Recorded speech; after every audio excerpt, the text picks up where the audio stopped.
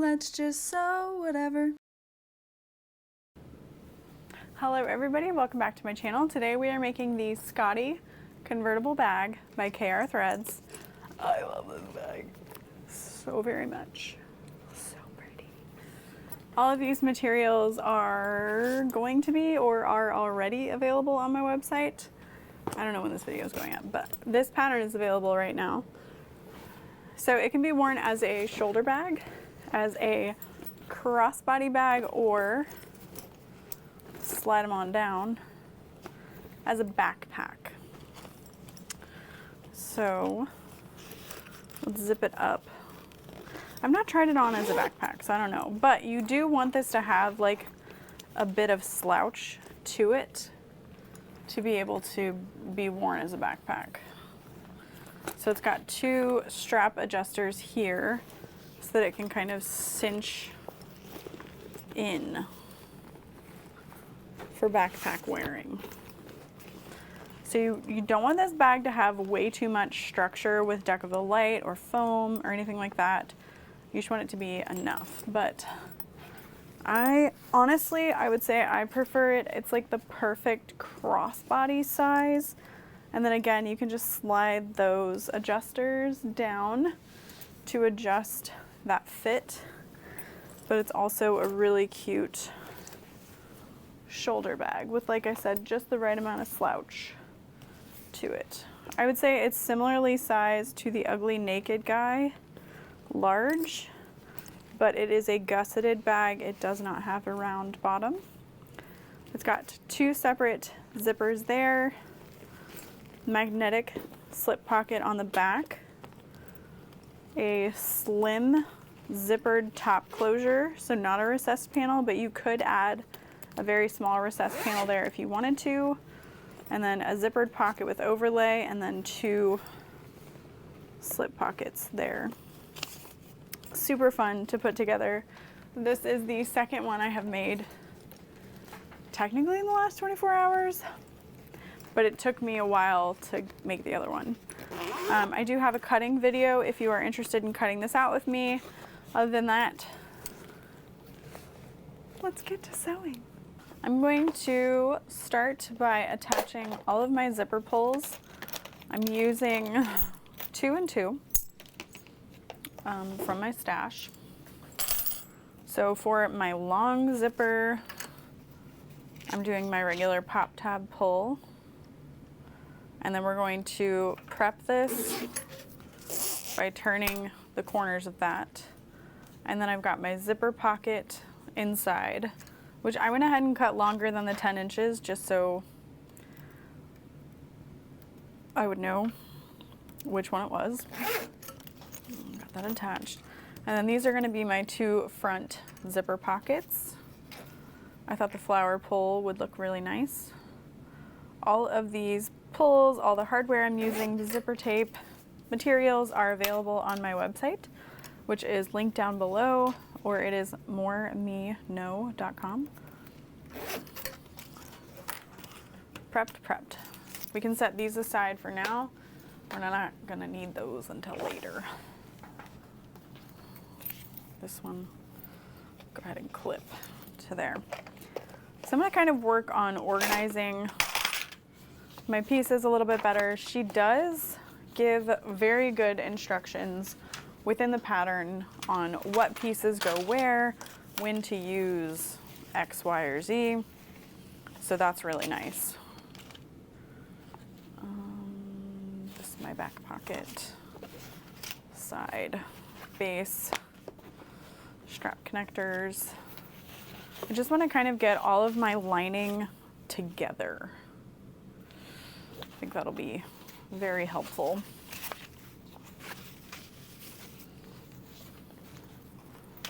Get that together, out of the way. This should be good. All right, I feel better. This trim piece is for the lining. We've got our strap, which we can work on later. And then the inside of our lining, upper lining piece. There we go. All right, nice. we will need our magnetic snap. I'm using an 18mm magnetic snap. It was all I have in my stash. I used it on the other one and it worked out just fine, so I'm not worried about using it again.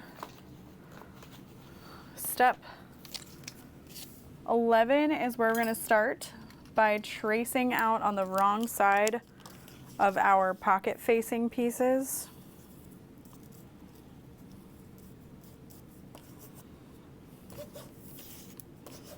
There we go. This little guide for sewing.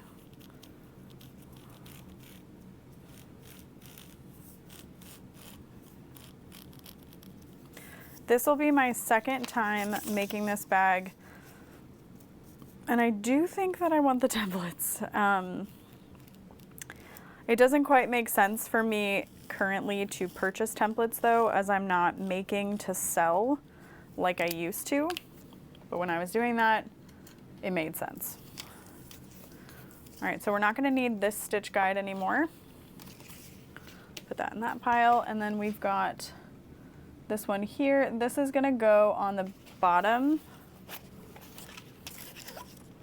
wrong side of this back pocket, slip pocket. And then we're also going to be adding a magnetic snap placement as well. I think adding these guides is so brilliant. Very handy, easy to use, and they're small, you know. Okay. So we need that lining piece, and then we need our back piece C. And we're gonna mark that 1 3/4 inches down. If your print is directional, be careful of that, be mindful, be demure.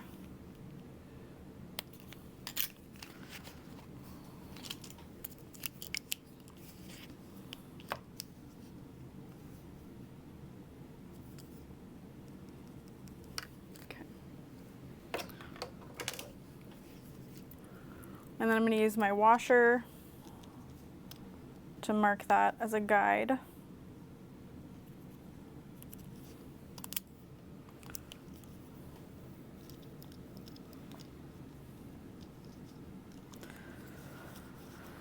Okay, and then 1 3/4 inches from the center of our lining piece as well.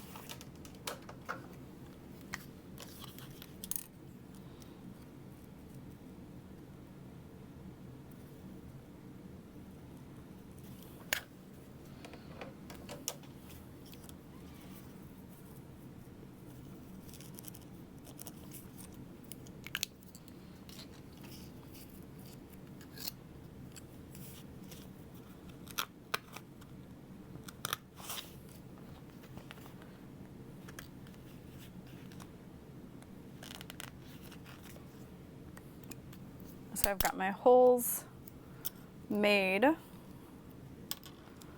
and I am using a thin magnetic snap.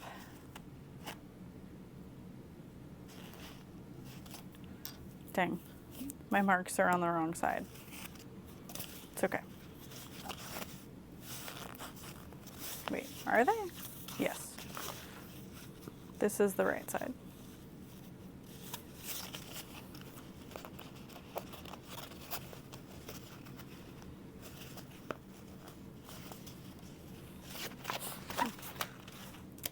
That I'll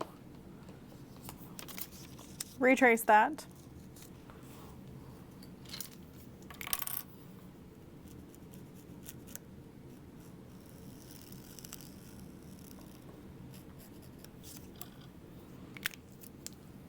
All right.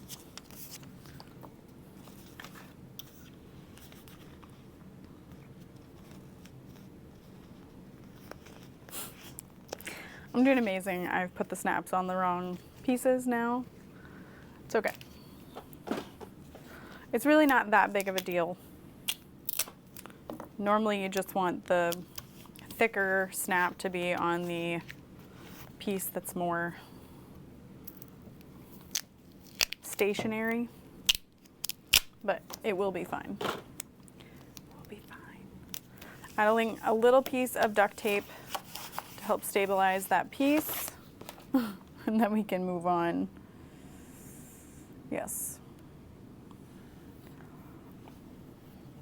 So really we're just marking things out. And then she starts with the straps. I don't want to start with the straps. I want to start with the pockets. Okay. I'm going to start with the back slip pocket because it's all right here. Like, just let me have that. Okay. So this is the top, this is the bottom of this piece, and we are going to attach the bottom of this piece. So we've got C,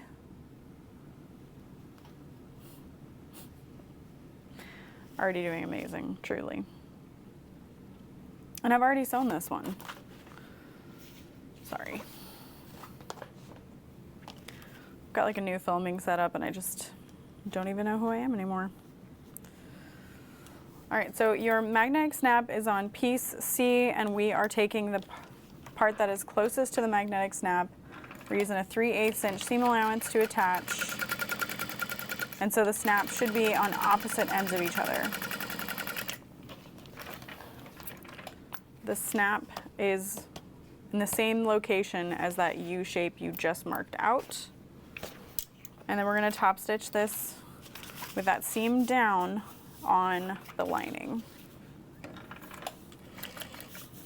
This lining color is so pretty. I do have two different lining colors because I ran out, but I think it's fine. All right, there's that. And now we want to grab our exterior back panel. And we're going to line up our center snip and stitch along that marked curve. There we go. Have I gotten in the groove yet? Did I find it? Right sides together.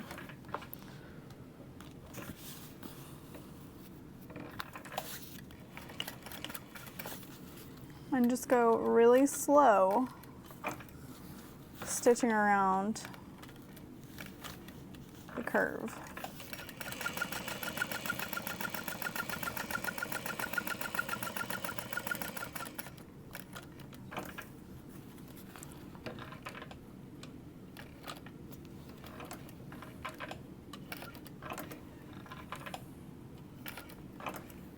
You can just do one stitch and pivot. And now we can trim that away.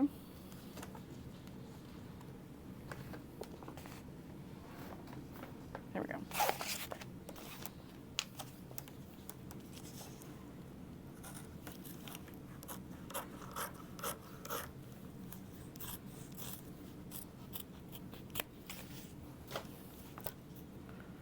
And you can cut little monster teeth into those corners so that the fabric has plenty of room to sit. And then we will turn this wrong sides together, kind of rolling that seam between our fingers.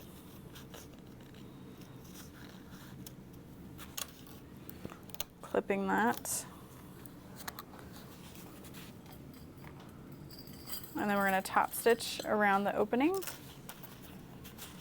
If you are using the 18mm magnetic snap, just be careful as you're top stitching. Make sure your foot is thin enough that you'll be okay. Otherwise, make sure you've got the 14mm.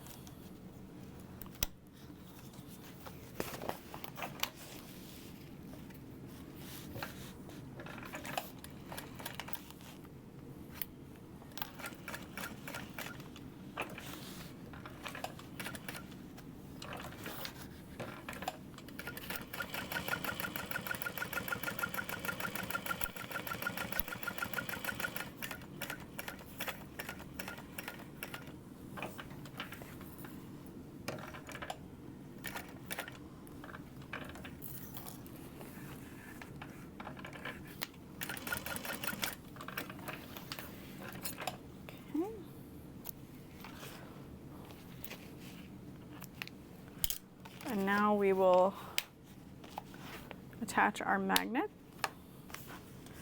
And that should line up pretty perfectly. I'm just gonna clip it along the top and flip that out and top stitch all the way down.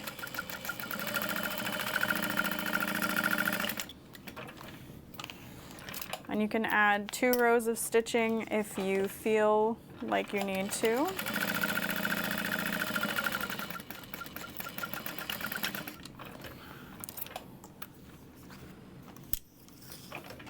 And then we can tack this into place just for added stability over time. So this is going to be in the seam allowance anyway that we're literally going to sew again, but can't hurt. So we're going to grab the back top panel and line up our centers. And you can see just how big this bag is. It's not like huge, but it really is a nice size. I really like it. So we're going to sew that together with a 3/8 inch seam allowance.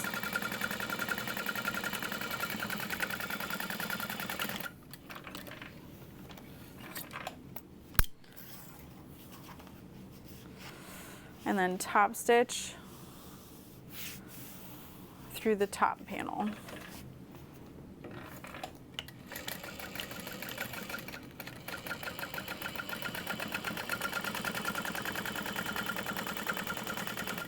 And you can just imagine like how much fun you can have using different materials for this bag.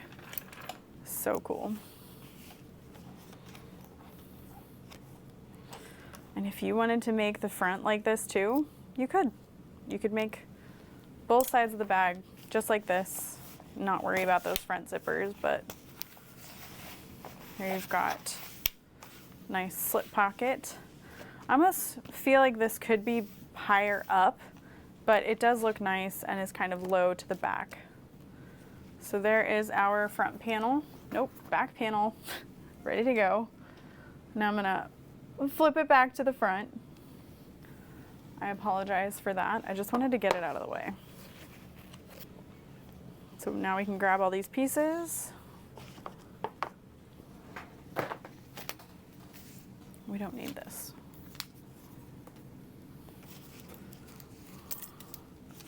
Facings, linings, front panel, and zippers.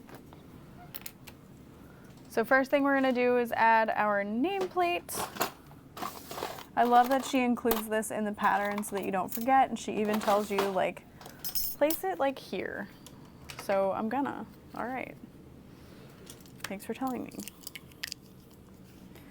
2.5 inches, so I'm just going to use my 2.5 inch ruler. I love having this just right here by my machine.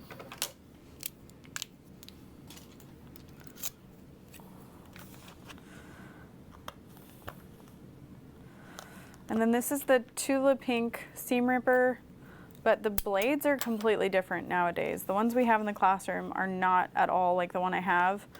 And I've been meaning to like buy different blades for it, but I just haven't had the time.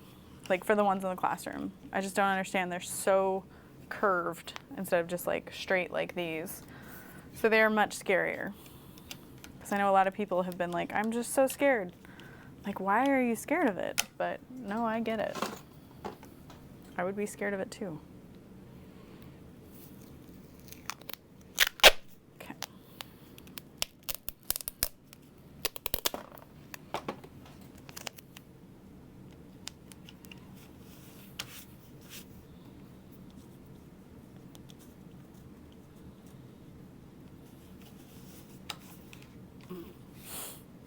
Go away. Okay, nameplate attached. So now we're going to work on adding our facings. We're going to find the center of the facing. Make a little snip.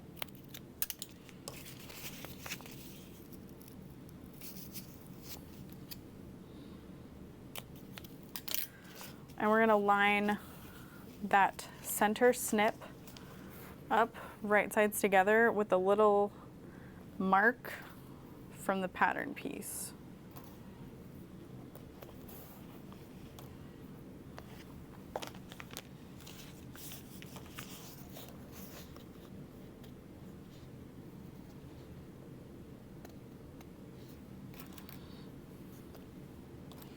Right sides together.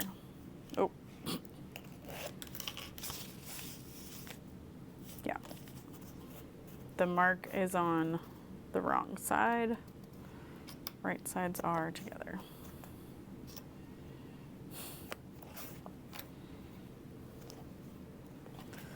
And then we're going to sew around that marked edge very carefully. I've got my stitch length set to a 4, and you could probably bump it down to a 3.5 so that you could have really nice defined curves.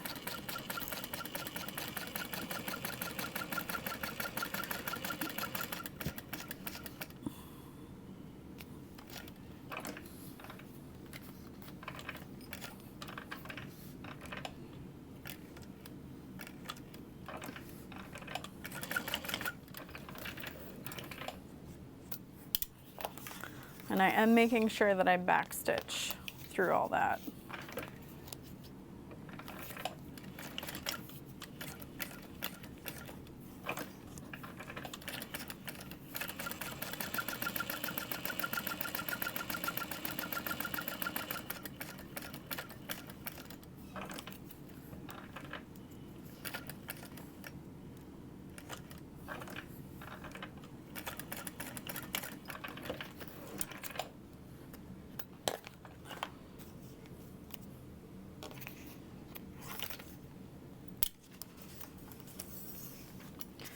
And then we're going to trim that down.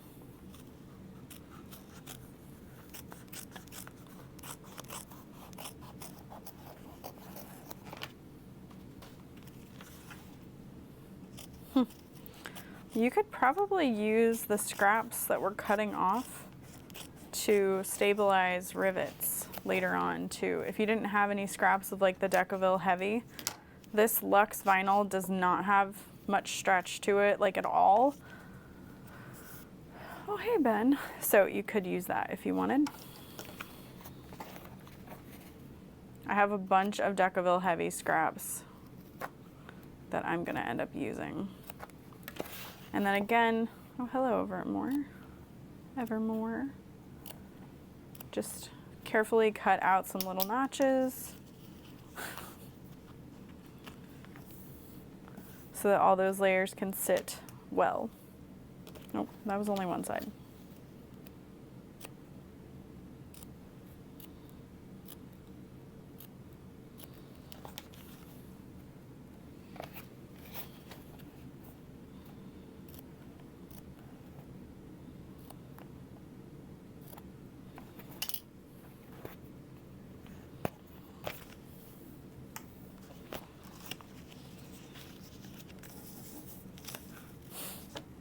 I wondered why the color looked different.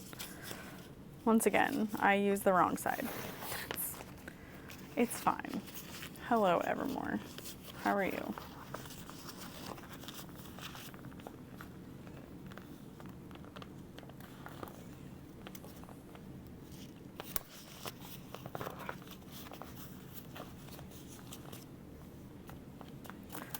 So I'm carefully creasing. I want to see the smallest bit of my exterior fabric from the lining side. Just a touch of it. Not a lot. Mostly you just don't want to see your lining from the exterior side because that's not a good look. Gorgeous. So we'll repeat that on the other side as well.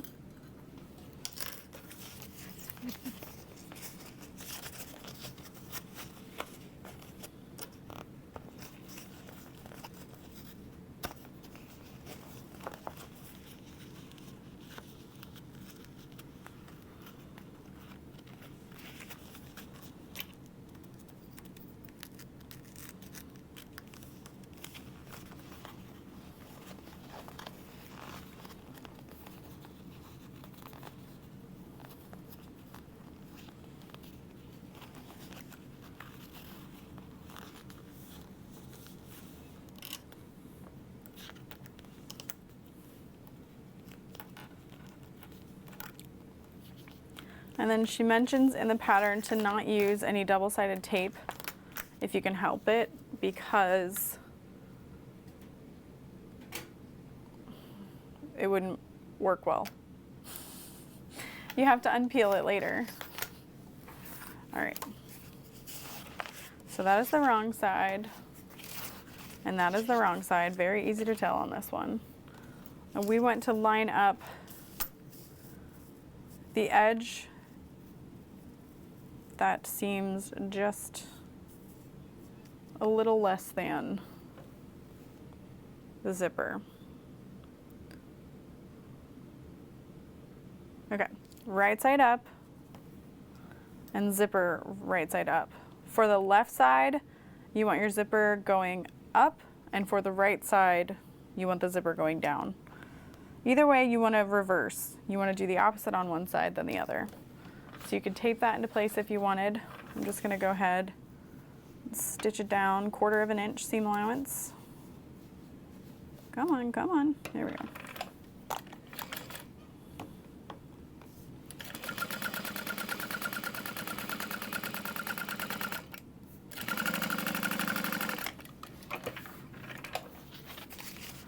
And then just so I know I've done it, I have one zipping down and one zipping up.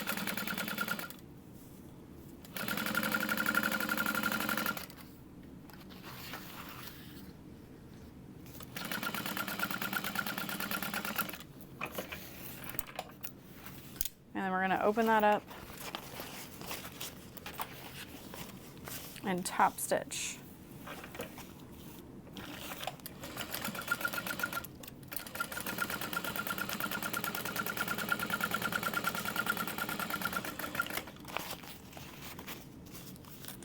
So right now your zipper tape is facing up, but the wrong side of your lining is facing up. And this is like doing an overlay pocket. It feels backwards, but it's not. It's okay. All right. And now, when they both zip up, they should be in opposite directions. That is good. Very good. All right, let's see.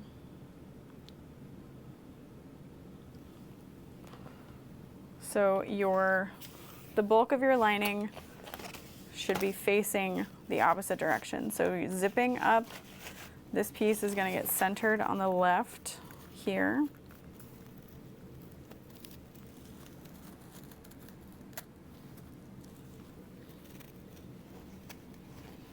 And I'm going to clip along the outside edge so that my zipper tape edge lines up with the edge of my fabric.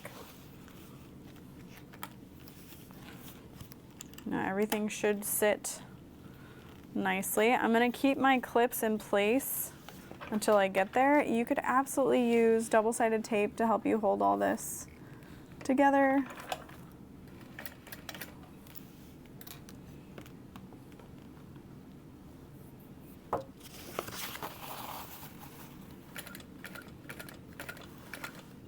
I'm just going slow.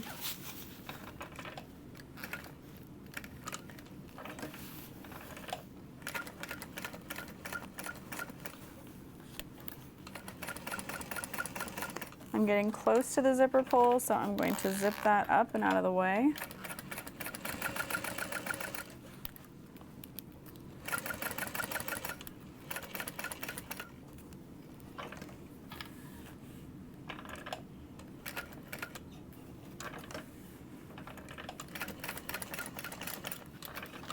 Okay.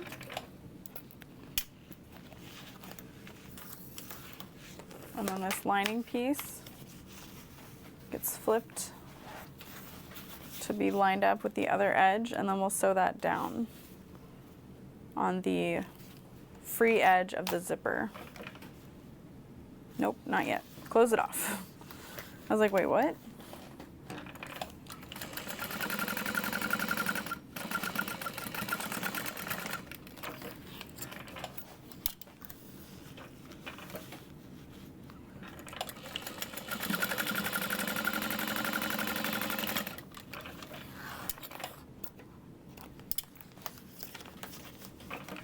then we'll sew along that edge.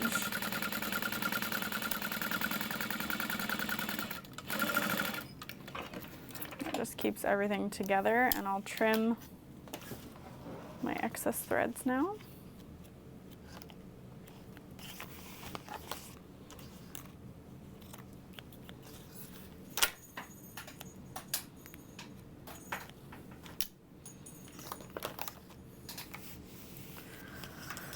And then we'll do it again. Okay. And that zips up. I'm lining up the edges of that facing and the edges of the lining, as well as the edge of my zipper tape with the edge of my fabric.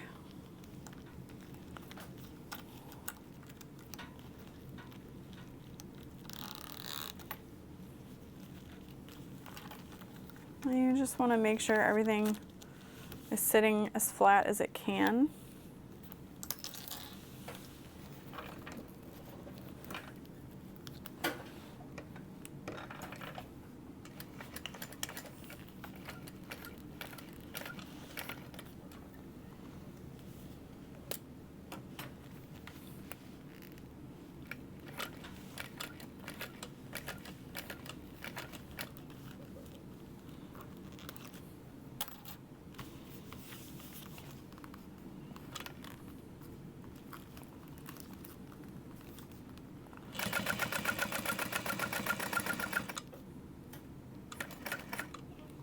And then if I can help it, I really don't want to sew on zipper tape that is unzipped. I don't want to misalign the teeth. So I'm just getting close, and then I'll unzip and continue on.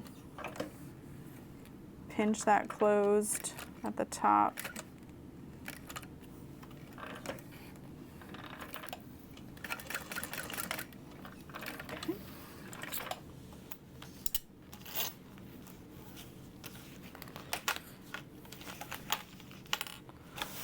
And we'll flatten that, fold this so that it lines up. Close it off.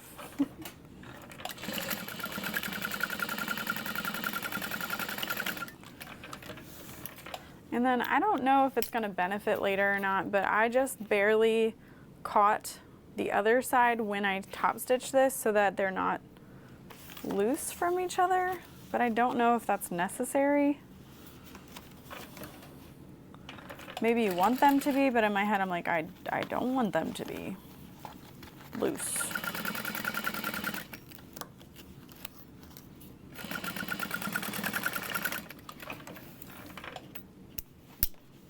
Okay, and then we're going to pivot around.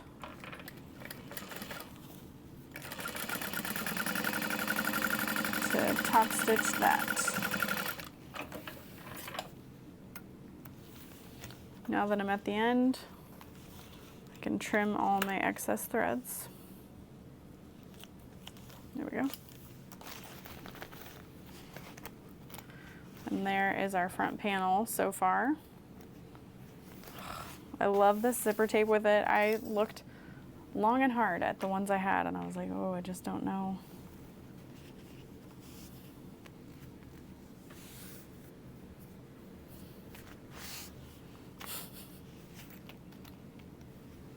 Okay, so this, just make sure that you kind of line up where your pieces go. Everything sits nicely. You can tape this down if you'd like. This is our side panel. Clipping that into place. I did not interface these exterior pieces of vinyl with woven, but in the pattern it says you can, and that will really help reduce any stretching of your vinyl. This is a 3/8 inch seam allowance, or as close to it as you can get. I know it's hard with that zipper tape. And then we've already basted down our zipper tape, so it's okay if we unzip this out of the way. Just make sure you straighten back up and then continue.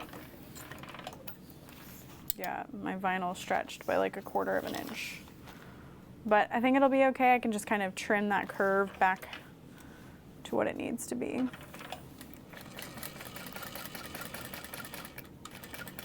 Okay, we are approaching the zipper pull. Line up all of that. And then we've passed far enough away that we can lift up the foot, zip that back up, and then just re-situate our layers here.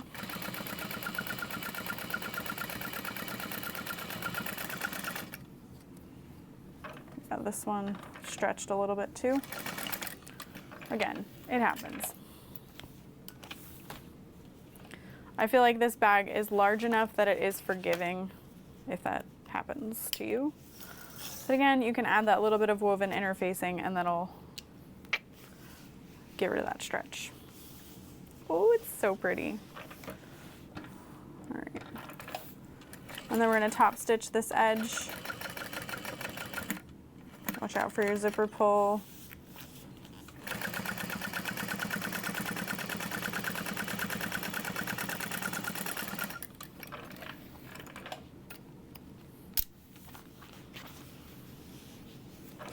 And if you do not trust yourself to kind of reshape this pattern piece, if it does stretch on you, you can use your pattern piece to trace. Your original pattern piece, I should say. Your paper pattern piece.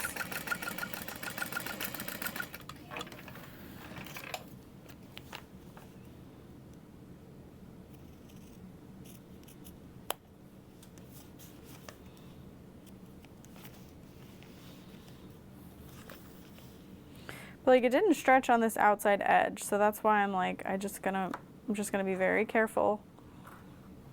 Just trim off that little bit. And that's it. So we have our front and back completed. That's pretty quick. So pretty. I love this vinyl so much. Love this combo. And like, some glittery texture vinyls give me the ick, but this one is like a very soft suede leather feel. That does not give me the ick. And I hope it doesn't give you the ick either. All right, so here's our lower panels for our gusset, our upper panel, and then our base. And these are what we are going to be attaching our strap connectors to. We're gonna fold all of these in half. And you don't have to, but adding a 3/8 inch top stitch looks really nice.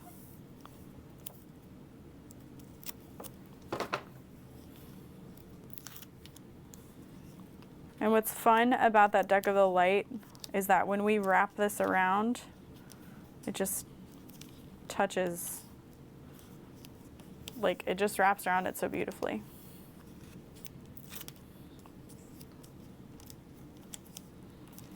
Kind of takes out the guesswork of centering, because you've got that Deck of the Light that it's just hugging around.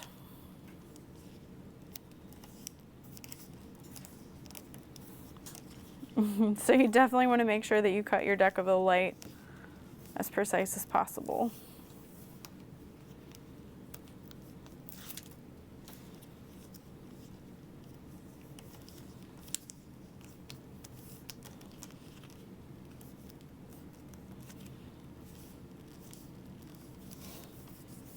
Okay, and then 3/8 of an inch. My stitch length is at a 4.5. And I'm just going to chain stitch this.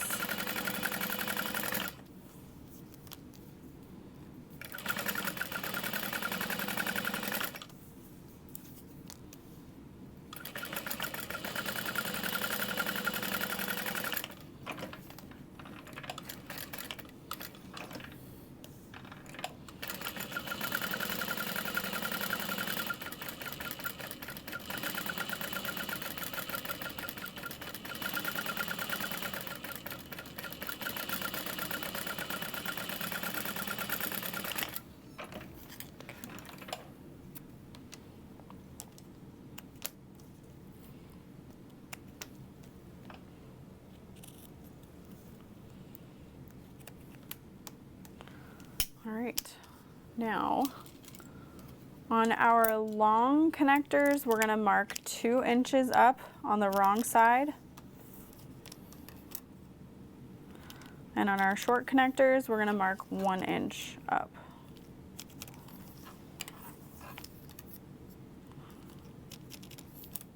We're gonna grab a little piece of double-sided tape. You could use 1/4 inch or 1/2 inch. And I'm just gonna place that right above, not too high up, because I don't want it to touch my hardware. All right. So we need simple square rings, pack of 4, and 2 D-rings.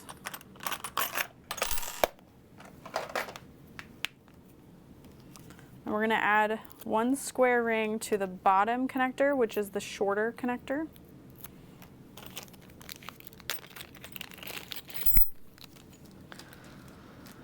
Save your baggies. If they're in good condition, we will reuse them at Mormino. Just saying. We're gonna fold that down.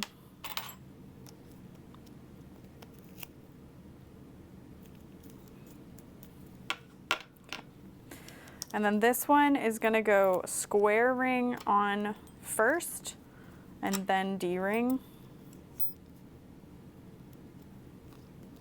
And fold that down to the line.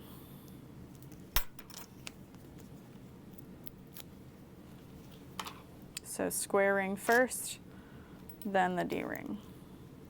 Fold that to your 2 inch marked line. Okay.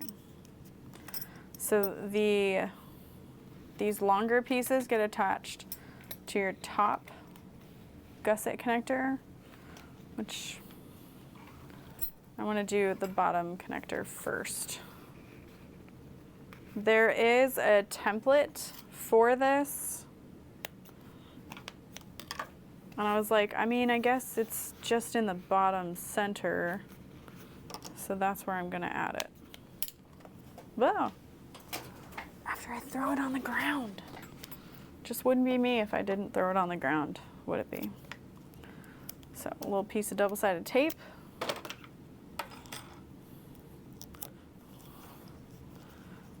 I would just like to say I admire bag makers who don't use double-sided tape. I'm just like, how? How? You've got more patience than I ever could. So I'm lining up the center with my centered top stitching. Okay. And then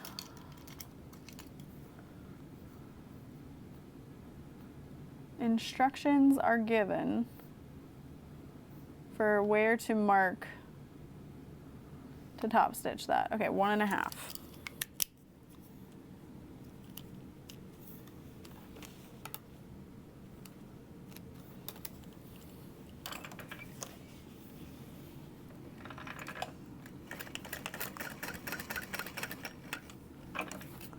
So pivoting across at that 1.5, and this is just ensuring that you have plenty of room with your sewing machine foot to attach that.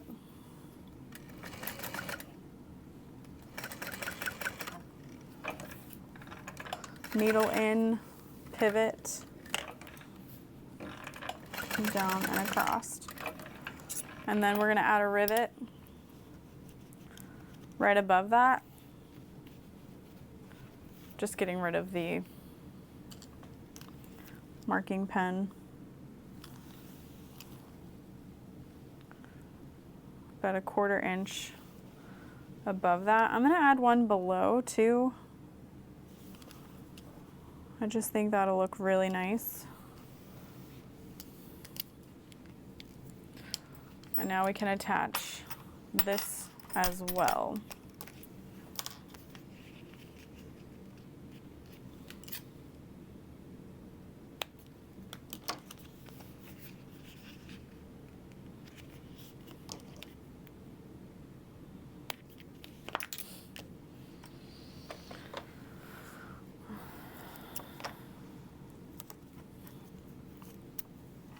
I just remembered I need craft text for the monthly project with Brittany.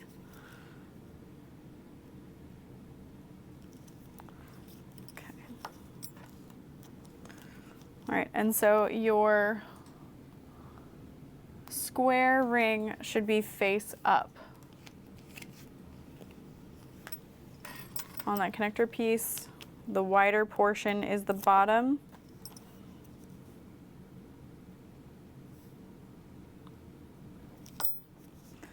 Press that down. And then for this one, we're gonna mark 2.5 up.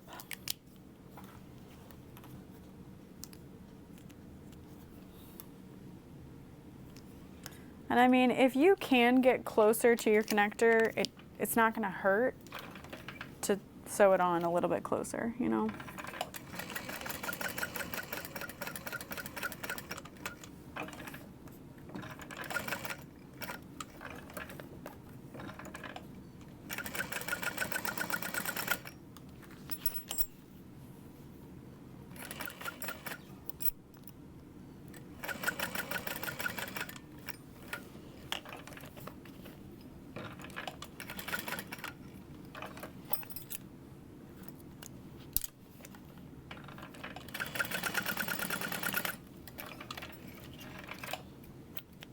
There we go.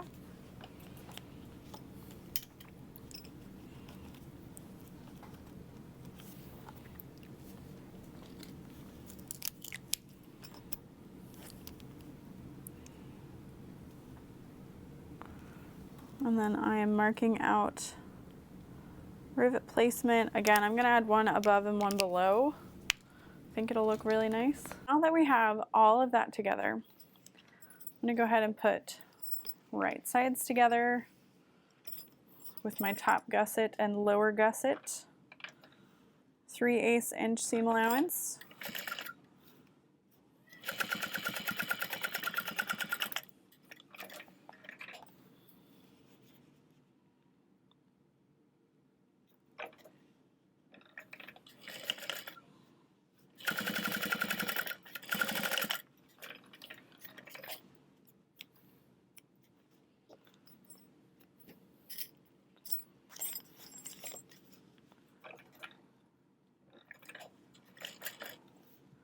We're gonna fold that down and top stitch across what is my contrast, but would just be your lower panel. Ooh, it's so pretty. Okay.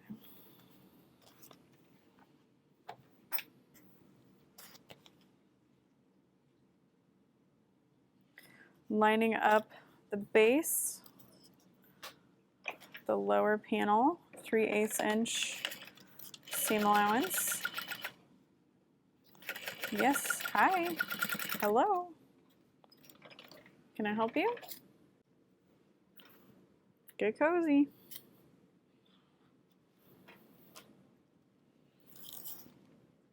Okay, and then we're going to top stitch across the base.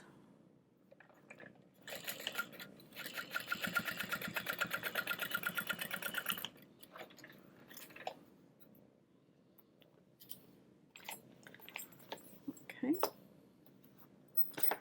Repeat on this side.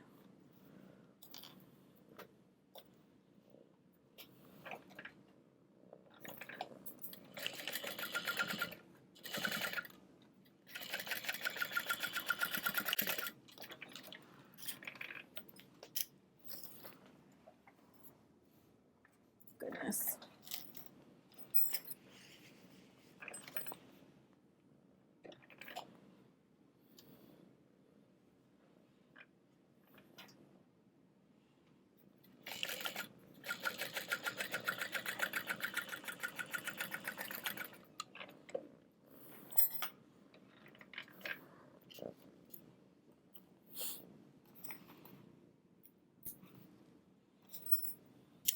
All right.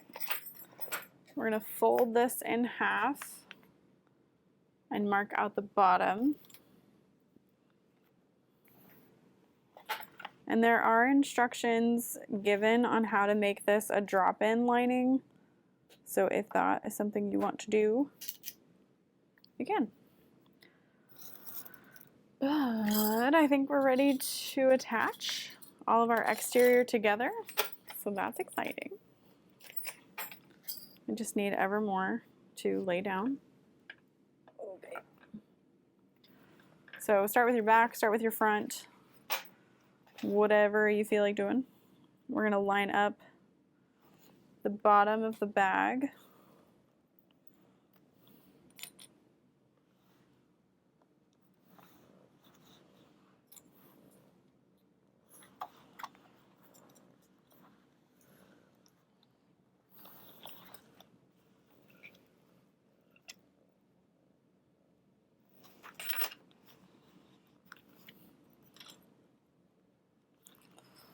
I'm clipping together the bottom and then the top. I'm getting those locked into place. And then we'll deal with kind of snipping the bottom curves.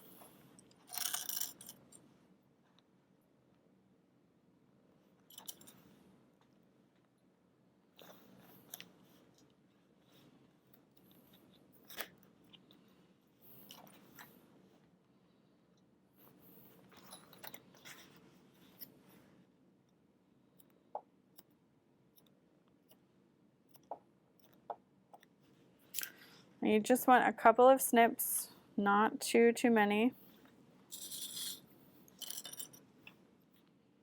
Just to help that sink right into place.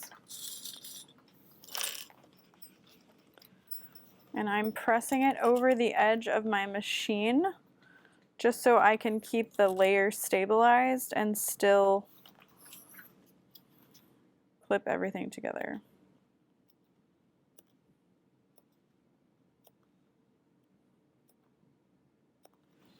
And this is a 3/8 inch seam allowance on the exterior, so you do not want to snip through more than 1/4 of an inch along that layer. And then a 3/8 inch seam allowance.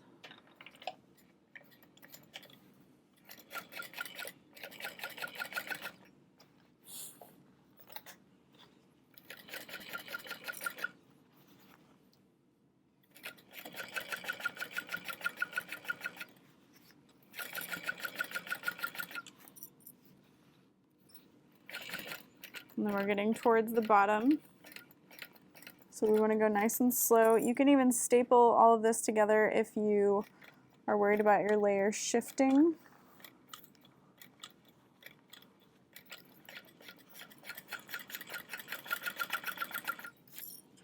And then you're sewing next to, but not through, the bottom panel stabilizer.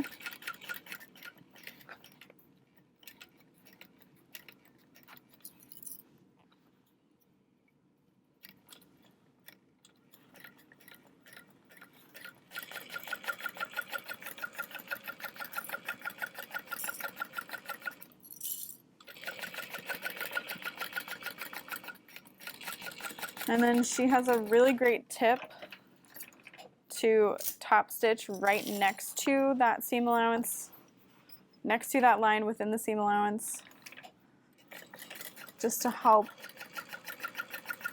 reduce seeing any lines of stitching. Just make sure that you know your vinyl is good and that you're not going to perforate it.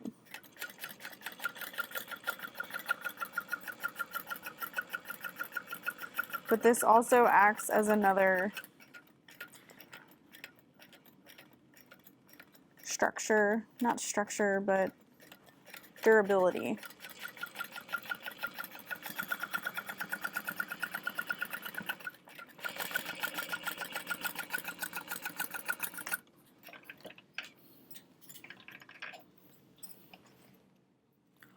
And then I'm just going to trim along the curve.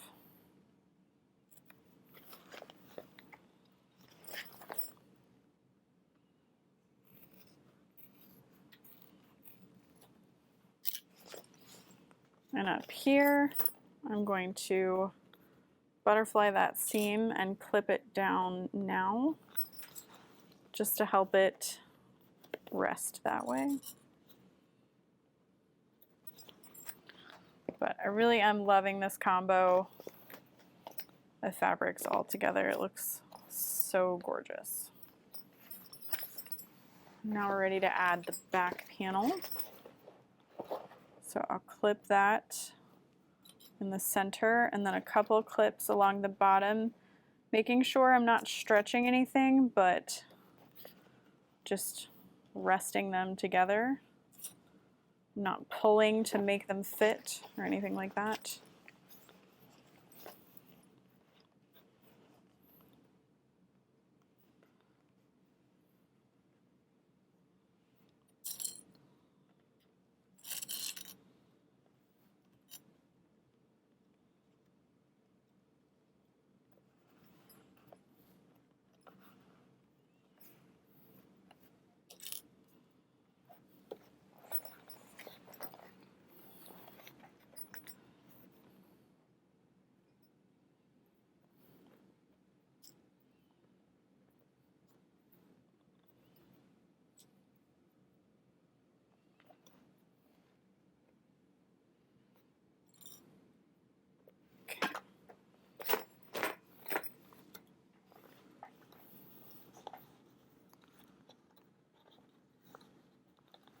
All right.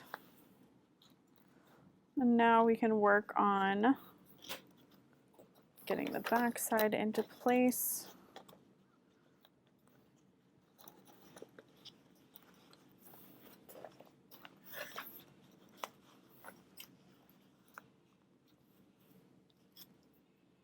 Gentle snips into the side to make that fit along the curve.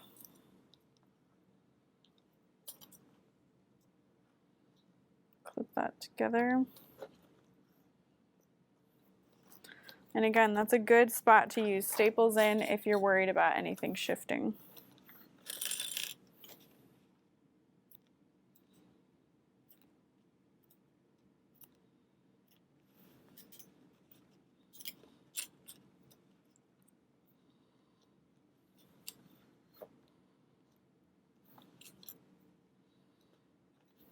Okay.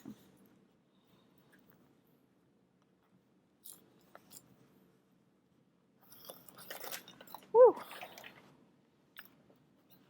Doing good. 3 inches. 3 inches. 3/8 of an inch.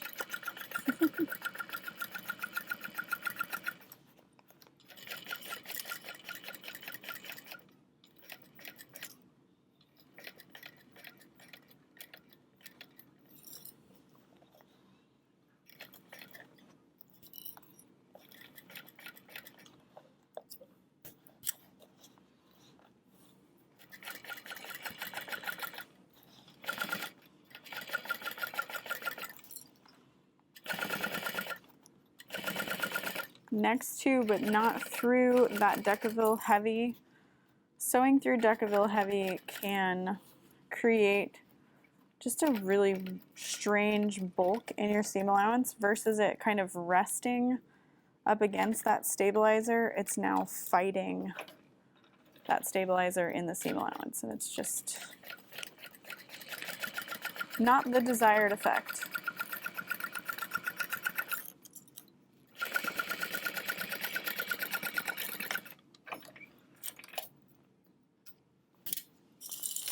All right, and then we'll do that stitch line. And you're basically just like 1/8 of an inch in the seam allowance.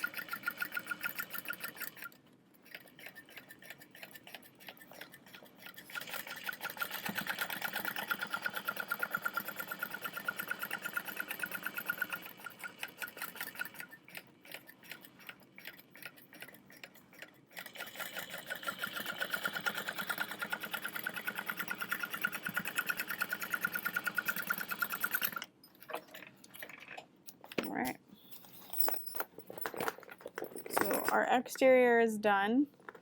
It's got some nice structure without being heavy. So that is nice.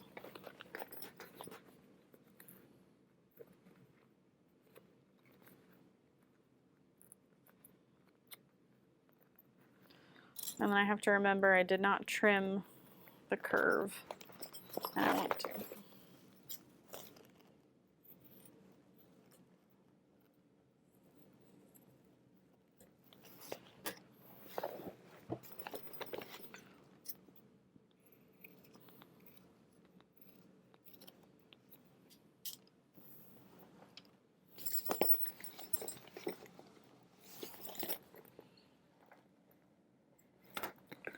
And I just love the way those square rings along the bottom edge just sit right next to the curve. It is so pretty. All right, so we can set this aside. We're gonna start by,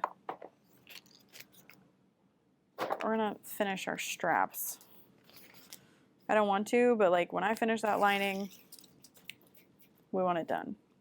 All right, I am not doing the strap as it is shown in the pattern. I'm just gonna do a standard 4 fold, 4 layers, 3 fold.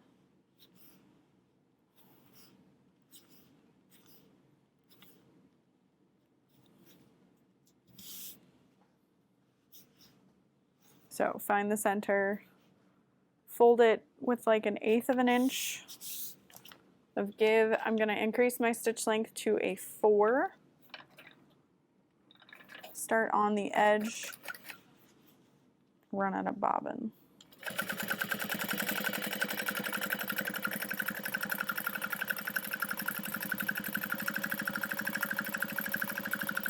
Maybe not.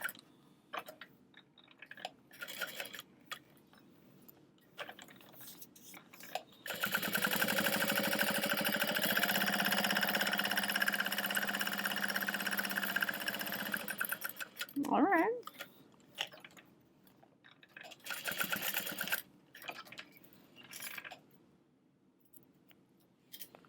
So there is our strap.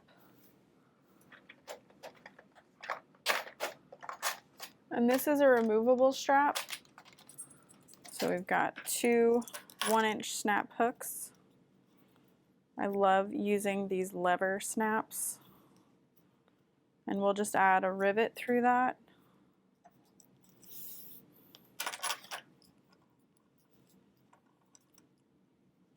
I do love the way the strap she has in the pattern looks. I just wanted something a little more simplified. It's just so pretty. So we'll rivet that in a bit. And we can work on piecing together this strap. So we're going to put these together like this. And we're going to sew from one corner to the next. I'm going to use a stitch length of 4.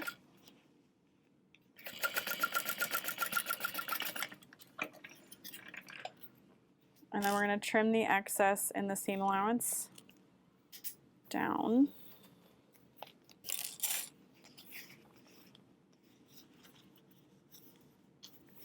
And then I'm just going to say the heck with it, and I'm going to top stitch my seam. This vinyl is not thick, for my machine at least, so it's not an issue. And this strap does need to be long because it becomes your crossbody strap and your backpack straps. So I decided to use webbing and my strap here. I'm going to fold this in half, and then I'll tape the webbing to the back and top stitch it down. I just feel like it's a little less work than what the pattern has, which there's nothing wrong with that. It's just not my vibe today. But it's a great technique, so use it if you'd like.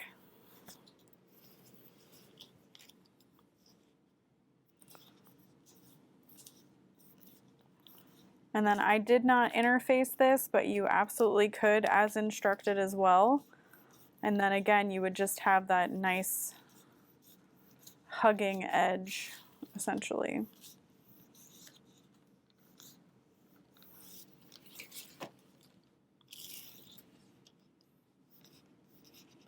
And you could even cut this to be like 1.75 if you wanted to have it so that you would see the webbing, and this would just kind of be an accent. I do think it would be cool to use just webbing, but it doesn't feel like enough with how pretty this bag is.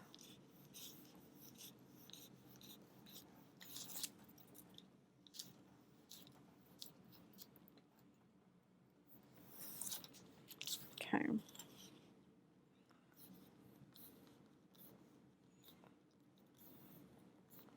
So I'm just folding this right up against the middle line.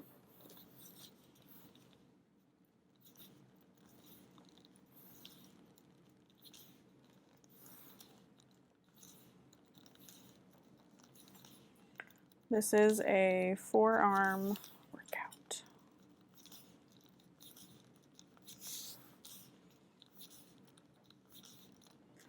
So I'm using my right hand to help me line it up, and then my left hand is helping me press it down. So I'll take a chunk.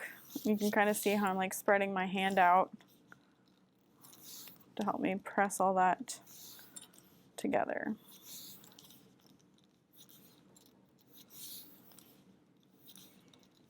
And all of this is muscle memory from the last 8 years of making bags.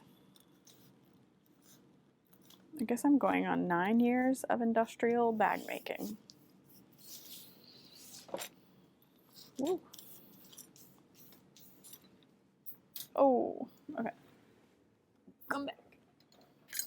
All right, so yet another piece of tape is going to go down the center.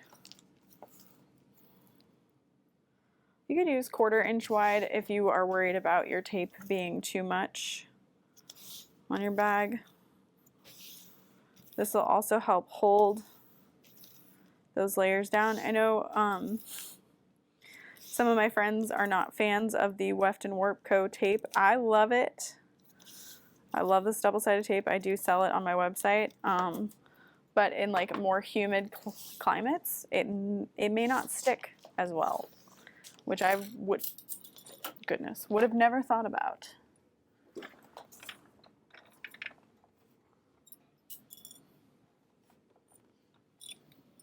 All right, let's just put them away.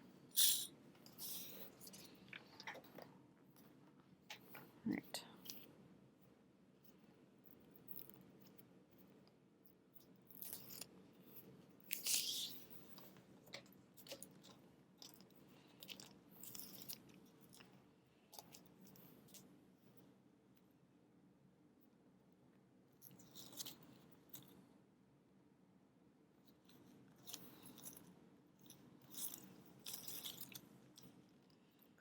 Peeling my tape off just a little bit at a time, lining up the webbing to the strap.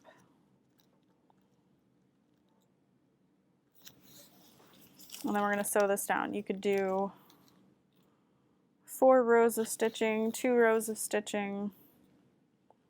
I don't know that I would do 6 rows of stitching, but you do you.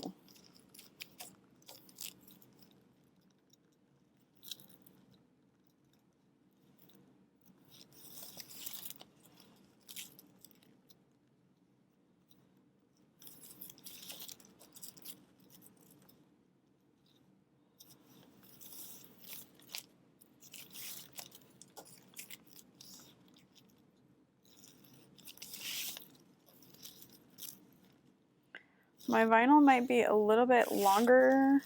Okay, not by enough. Okay. I was like, this happened last time too. I had just like this little overhang and I just ended up folding it over the edge. And if you could plan that better, then you could do both sides like that. That'd be super cute.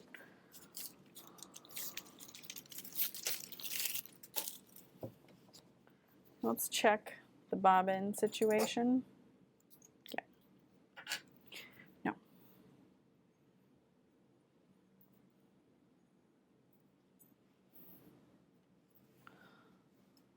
That wasn't going to get us far.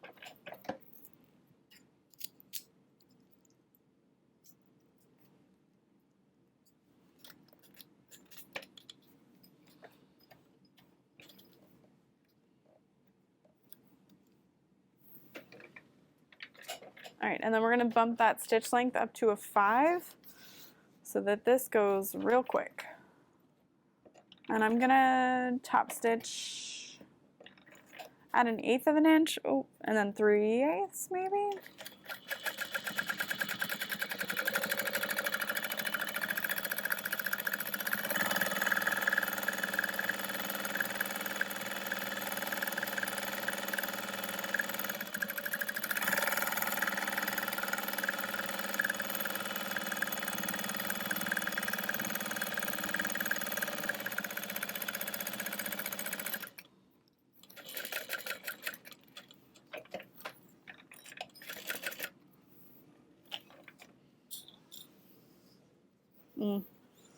It feels super nice. I love the webbing from Georgia Girl Stitches so much.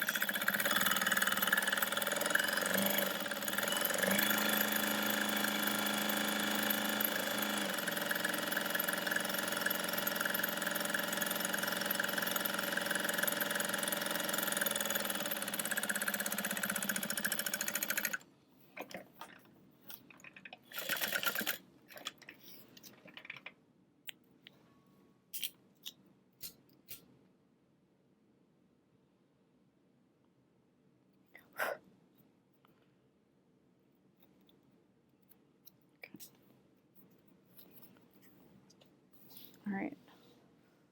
Well, I only did the other strap at 1/8, so I'll just do this strap at 1/8.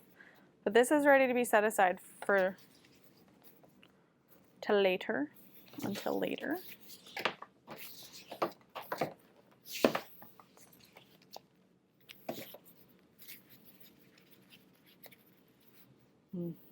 So pretty. Gorgeous. Lining. I'm so excited. I was like, where is it? Found it. All right, just because I can, I'm gonna start by putting together my gusset. Because those are pieces I don't have to really think about. They're standout pieces. So we've got the upper, lower, base. This is all going to be a 3/8 inch seam allowance until we get to the portion. Okay, stitch length back to like a 4.5. Where we're putting the linings together, we're going to be increasing our seam allowance to 1/2 inch.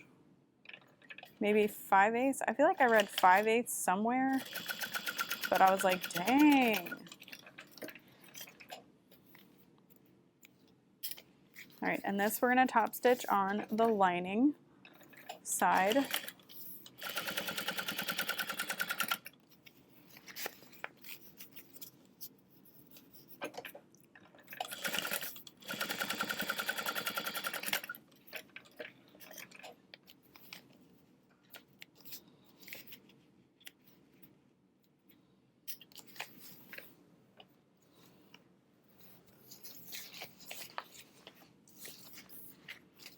Right sides together, attaching the base 3/8.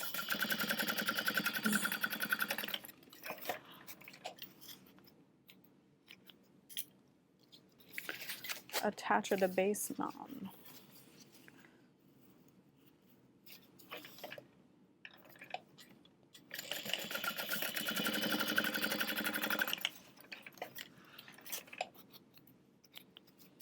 And then we're going to top stitch with that seam down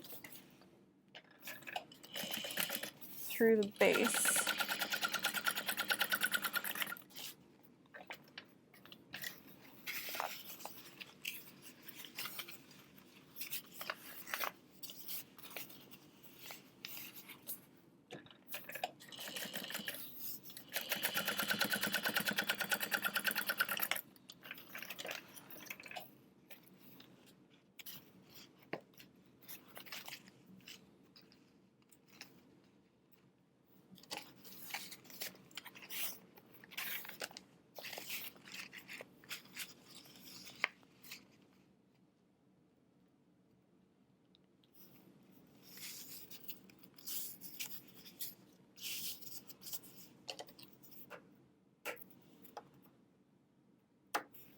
All right, center snips created. We can set this aside for now. We've got a lot to do, not a lot, but a good amount to do on the inside. We've already marked out our centers.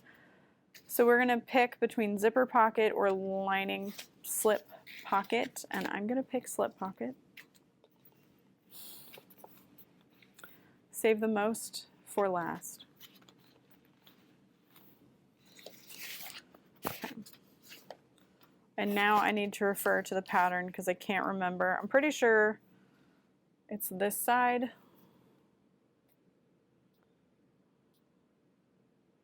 Of course, I'm just doing everything completely out of order. Okay, 11.5 wide at the top, and we're gonna measure 1 inch in.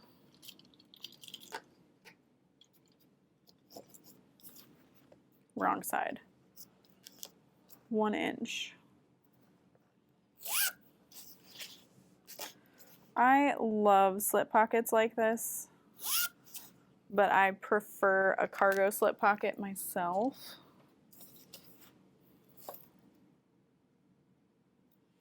But I love the way these come together. So we measure that 1 inch line. We're adding double-sided tape. You can use 1/8 inch or 1/4 inch, but you're gonna fold to the line, and that creates a 1/2 inch fold.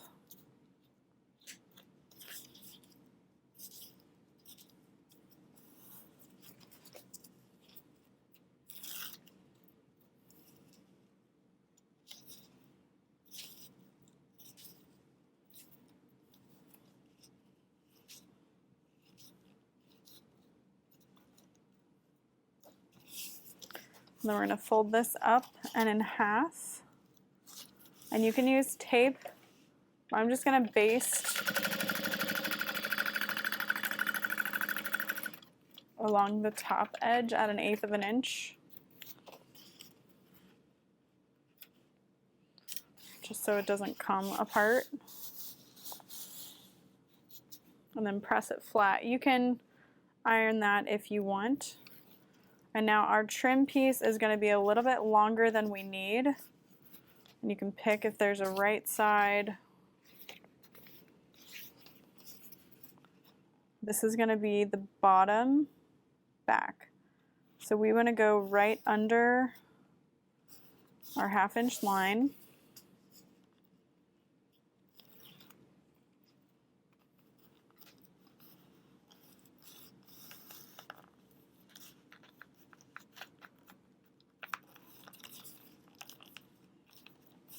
Fold that over. And this is a fun place to add a little woven label.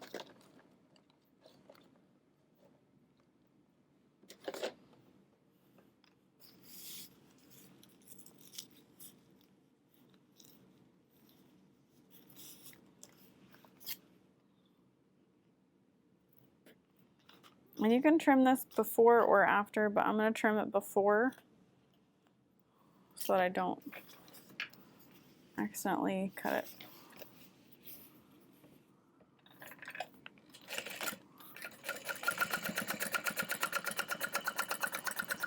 And then hopefully your back will have more Dang it. I feel like I did it backwards. My top had more fabric than the back. I did catch it though. But I'm going to do one more just in case.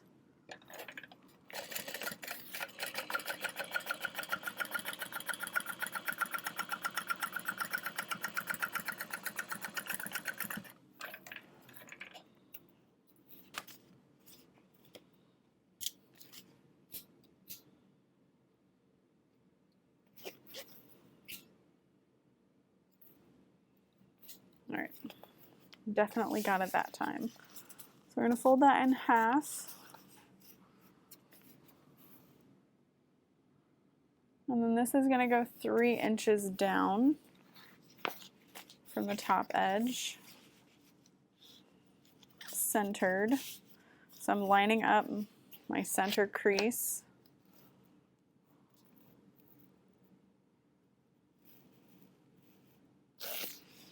And then she has you use washi tape, which I think is brilliant to help you hold that down. I don't have any.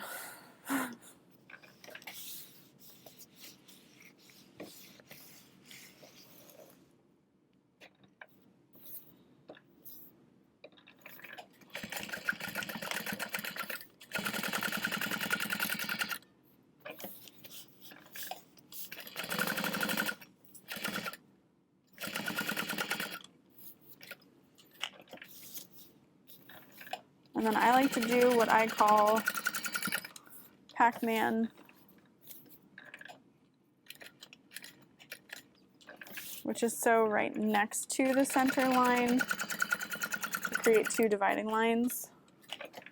I'll back tack to make it look like it never happened. And then come back up.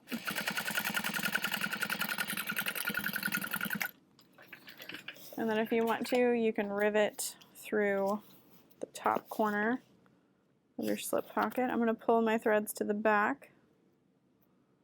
There we go.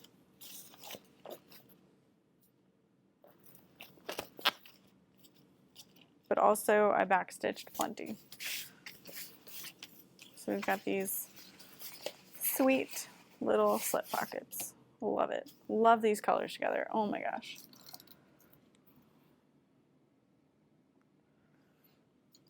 Okay. So I'm going to make these marks a little bit backwards. This is going to be 2 inches. And this is going to be 1.5.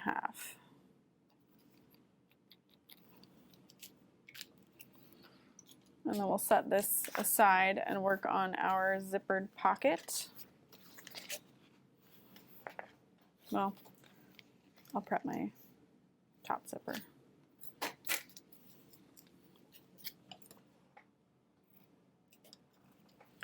Cut it straight across. And then I'm folding it at a 90-degree angle. And you can iron this, not iron, you can lighter this or just do a little tack.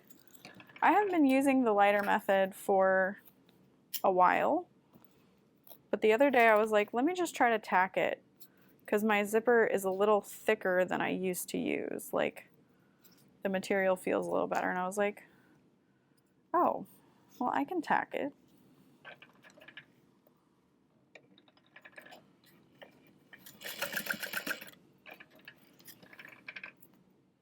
And it has been fine. I think that's something I'm very prone to doing, which is like doing it one way for quite some time and then being like, well, I don't remember doing that. Yay, ADHD. Okay. And then the size of the zipper she gives is like your finished zipper size. So you can even sew on your little zipper tab too.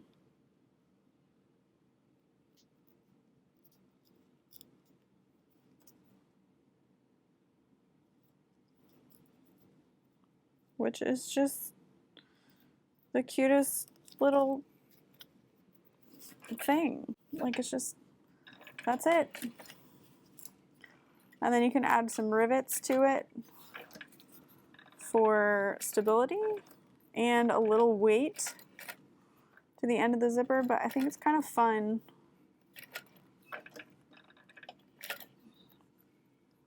You don't need more hardware, and you're not adding excess bulk. Not that it's bulky, but I think it's just like a different desired effect.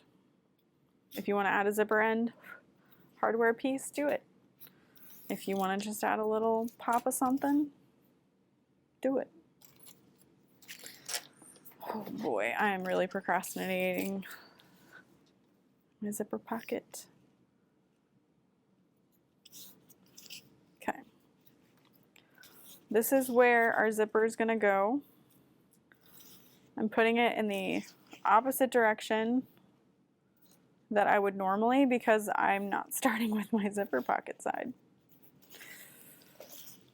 So there's that. We're going to line it up at the 1.5 inch line to start so it zips toward and trail off at the 2 inch. Then we'll grab our lining top panel. And this is going to be a 3/8 inch seam allowance.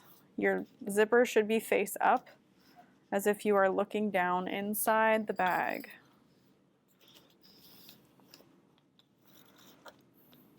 And like, you don't need it to trail off a ton to start, just enough that it's out of the way.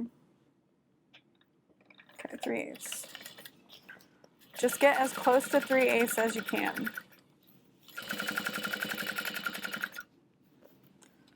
And because I taped my zipper down to start, oh my God. What were you saying? You taped it down to start, so it's fine?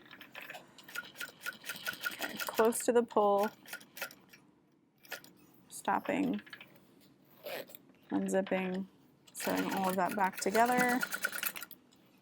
And then we're going to top stitch under the zipper, folding all of that bulk down and keeping your zipper tail out of the way.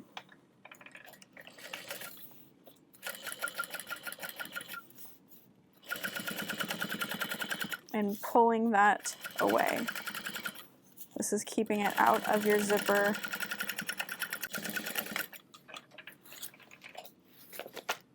Okay. So it's just really satisfying. I wanted to finish that panel before I moved on. So cute. So now you can decide you want to add 1, 2, or 3 rivets. 1, 2, 3, 2, 1, whatever. None. All right.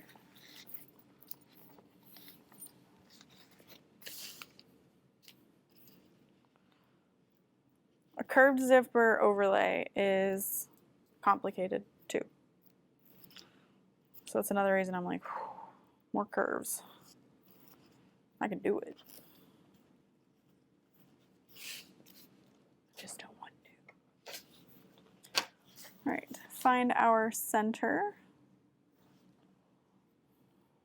Find the center of this.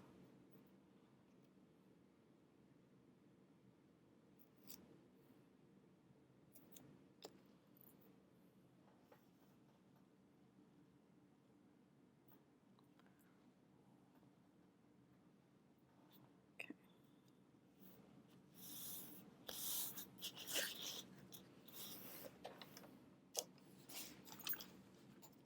All right, before I stitch that together, I'm going to attach this. So I'm doing mine just a little bit differently than she does hers, but it's very similar in the end. I like my zipper pull, my zipper tail really long, so it's trailed off into the seam allowance. 1/4 inch. Press that flat. This should be the wrong side face up and your zipper teeth face up.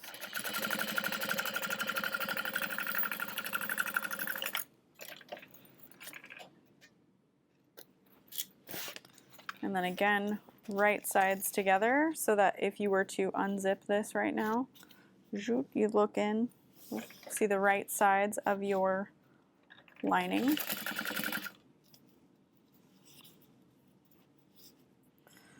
A lot of people do this differently. I just don't want to have to like tie off, start, stop, start, stop. But you do you. It's a zipper pocket, it doesn't matter.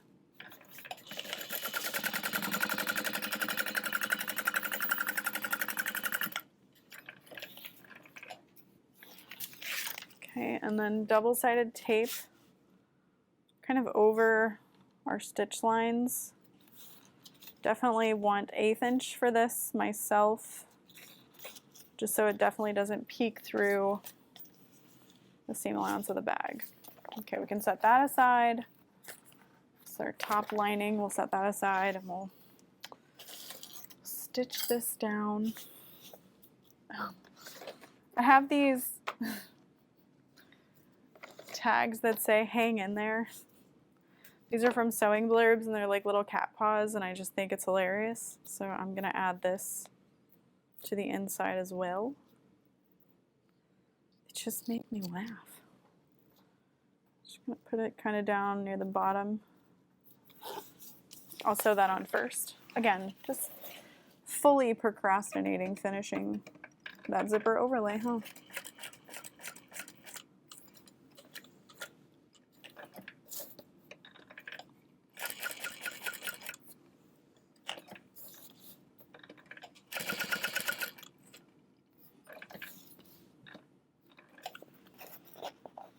Pulling my threads to the back.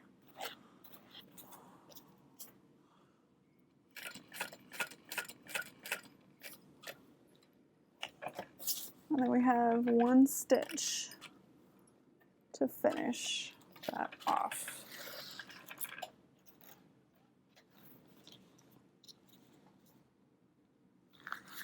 We'll pull that to the back as well.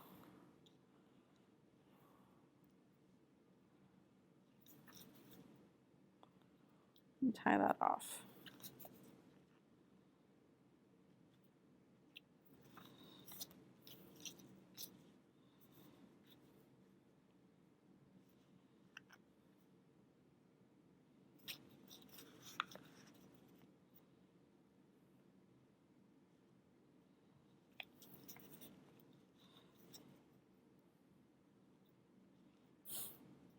I was thinking earlier, like, wow, I really haven't had to like tie off in many places, and it's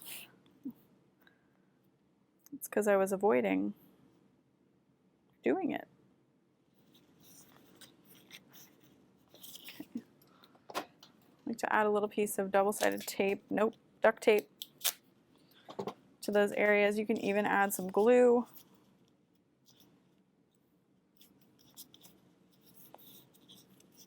Just like, don't go anywhere, okay? Ooh, that looks really good. Okay.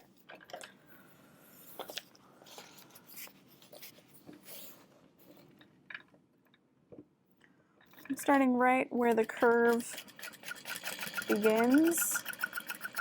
Oh. Trying a different camera angle. I have not moved my like phone mount above me in forever. So I was like, you know what? Let me just do that. Because honestly, I've wanted to reorganize the basement like where I sew, but I think I would probably avoid coming down here altogether then. And I don't want to do that. But I'm like, I set this space up to sew for a living, not to film videos for a living, so it's not really the most effective for filming, I guess.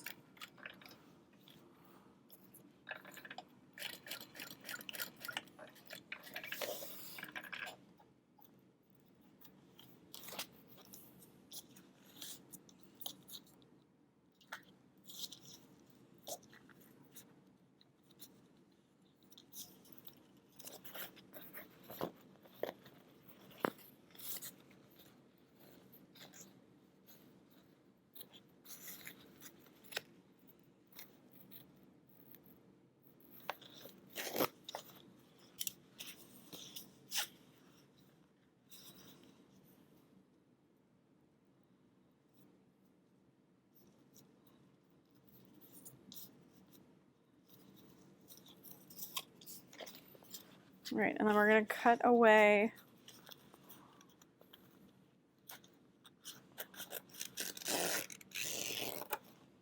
the inside of the overlay.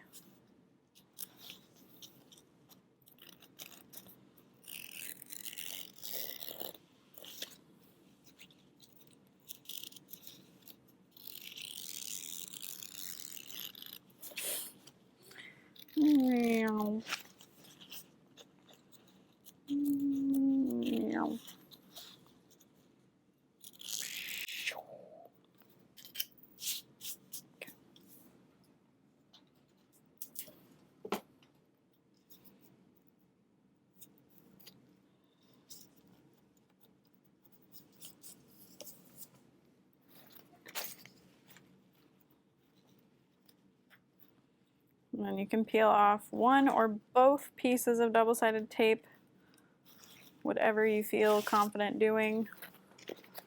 I'm going to stand up so I can center this.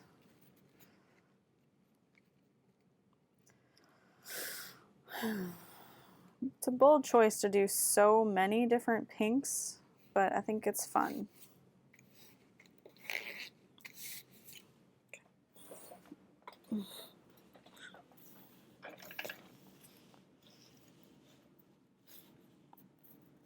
I don't think I centered this well enough, but it's okay. Needle down. All right. And then you want to make sure that your foot is not bouncing off your overlay. If you've got like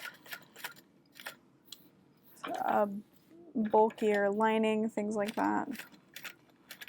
Maybe that's not something you really have to worry about when you do it the other way, but I would rather not have to. I don't know, I probably could do it and it would be fine, but here we are.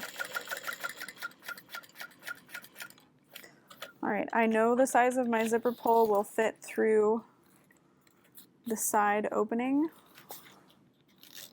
So I'm just gonna slide that back in, zip it back up, and finish off.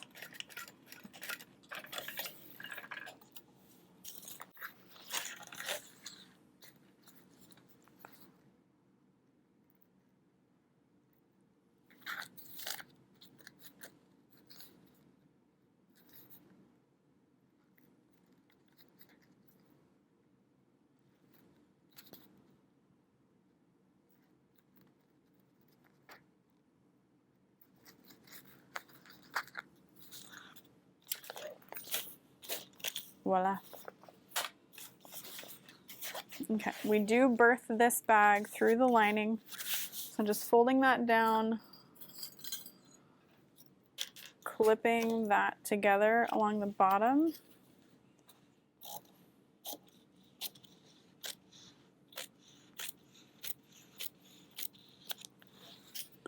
Cutting that excess off. And we're going to sew down one side.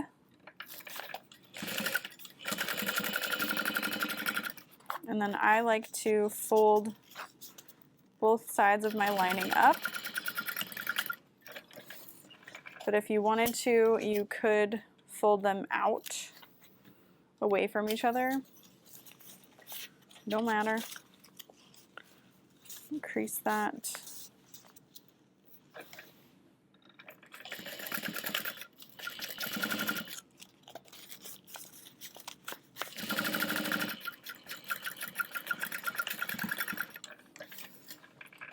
And then I'm going to trim that little zipper tail and use my lighter.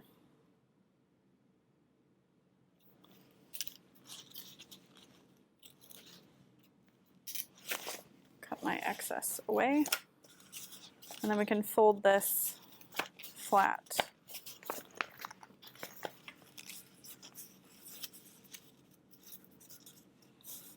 Press.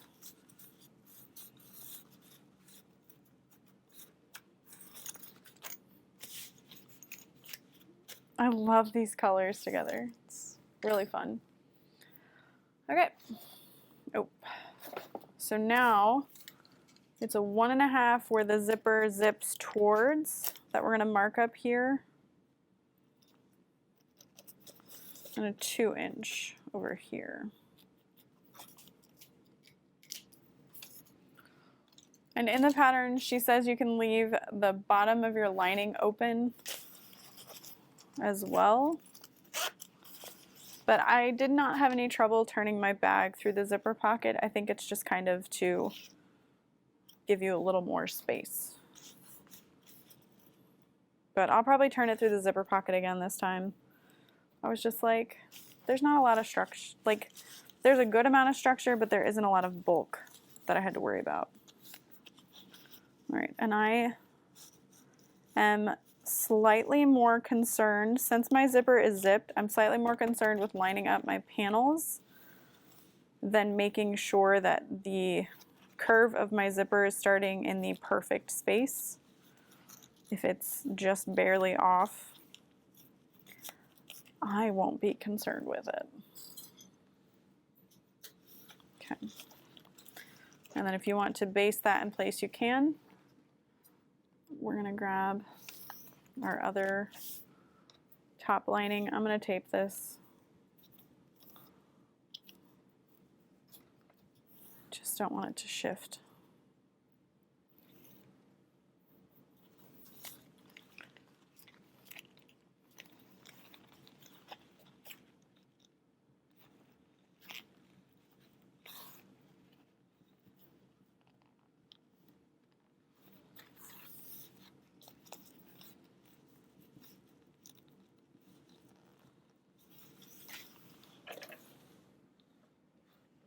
All right, 3/8 of an inch. Bold move, starting where the zipper pull is, but I think we'll be okay. We're just gonna go really slow. Okay, we're going to where the zipper should be trailing off. Got him. So now we're zipping, nope, we're top stitching under the zipper. Make sure these pieces are up here. You do not want to accidentally sew through it. Make sure your zipper pocket is out of the way. You should only be sewing through your lining seam folded over, zipper, and your exterior, or not your exterior, but your lining top panel. Just right under that zipper.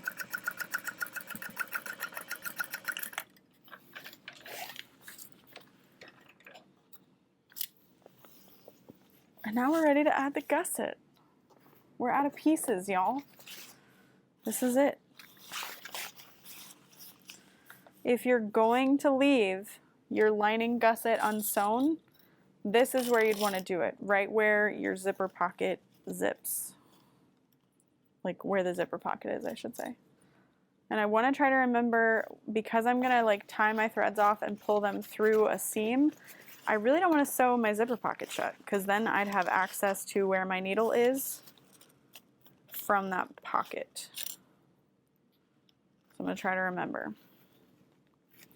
All right, so I am more concerned with lining up my lining gusset top with my lining main panel top, that seam, more than anything. So where they join together, right here, this is my concern. Because I can fudge the top corner where they join up here. If that isn't perfect, I'm not concerned with it. I mean, if it's off by like an inch, that's an issue. But if it's off by a little bit, not an issue in my eyes. So I'm pressing all these layers together, goodbye forever, till I get to the curve, and this is going to be where you're allowed to snip. It says 1/2 inch, could be wrong, but I'm just going to go with like 3/8, little 3/8 snips.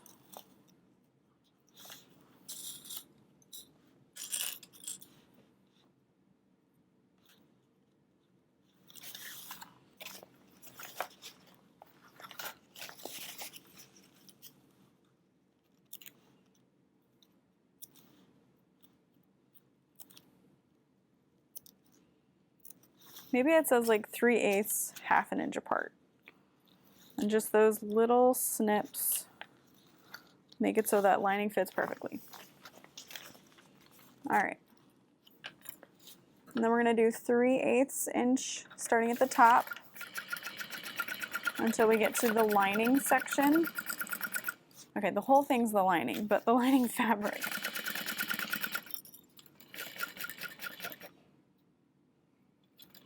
And then we're kind of bumping it up to a 1/2 inch.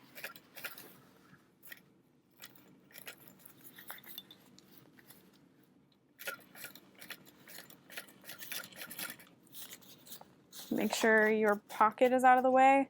But again, if you want to leave your lining open, this is the place to do it. You could backstitch, pull off, and come around the other side of the curve.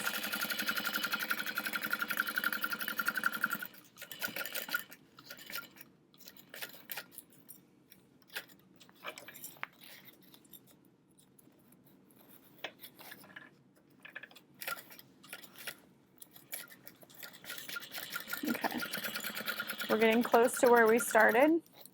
So I'm going to slowly switch back to that 3/8 inch so that our lining fits in the exterior. And then I'm going to trim just the curve. And if you want to do that second row of stitching, you can.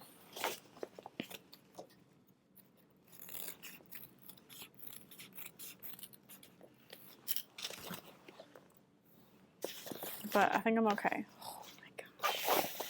I just love these colors. They're so bright and happy. Okay, I'm clipping the bottom.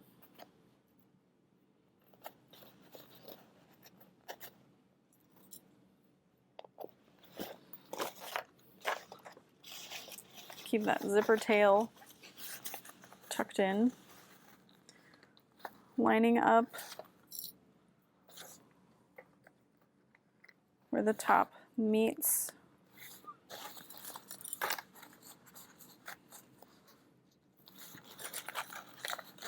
And I know that my lining fabric does not have stretch to it, so I feel okay kind of pulling to place these, but if you did pick a lining with stretch, then keep that in mind.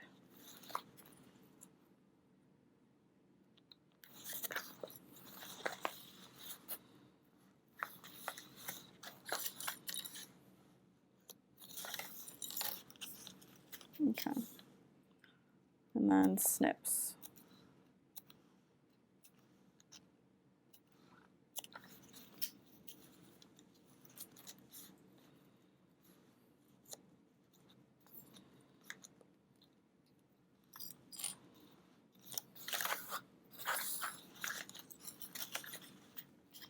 Snips.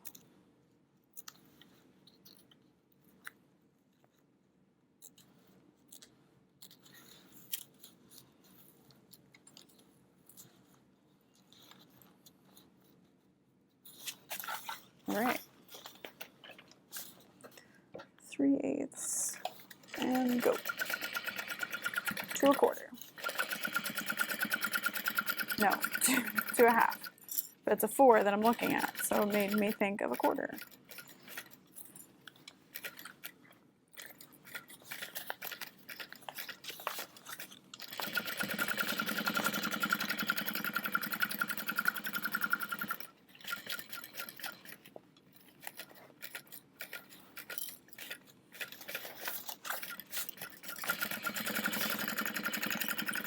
All right, we're getting back to the top.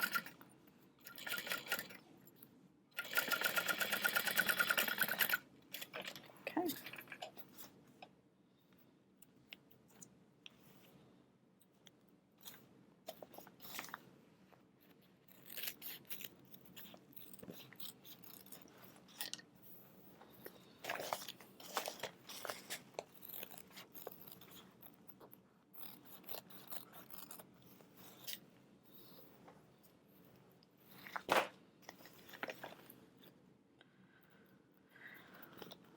Just like I did for the exterior, I'm going to press open that side seam. This mid-weight luxe is thin enough that it doesn't create a lot of excess bulk in the seam. So it's really nice. And then we'll unzip our top zipper.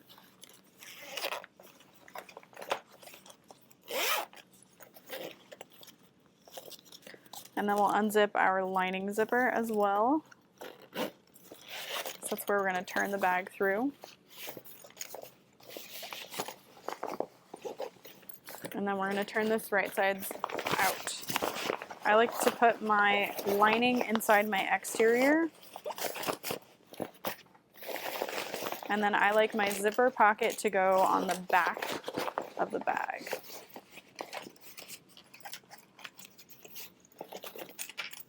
Like, just stop. If this were the exterior, it'd be great. All right, zipper pocket to the back. So it's going to be up against that magnetic slip pocket in the back. Tuck my zipper down inside, make sure all my hardware is down inside. And we're going to start by lining up these side seams.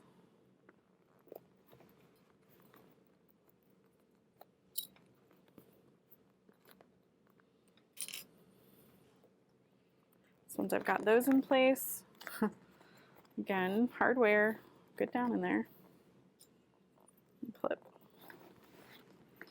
And we do have our centers marked, so that's good. So that's another place we can clip together to start with.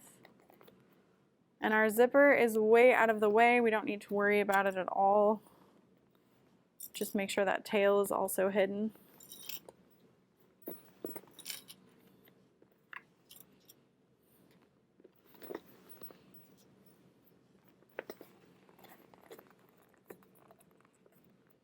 This would be a great time to use your cylinder arm if you have one.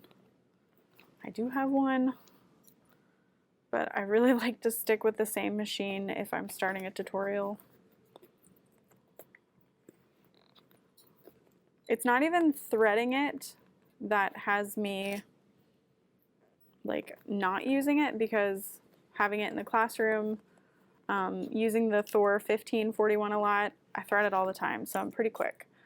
It's just the filming setup that's not ideal over there.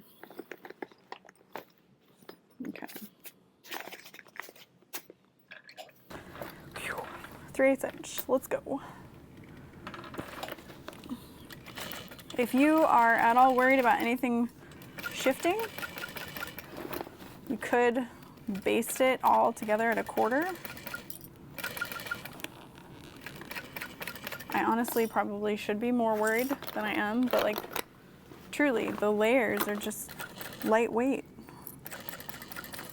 So I'm like, it's good. It's all good.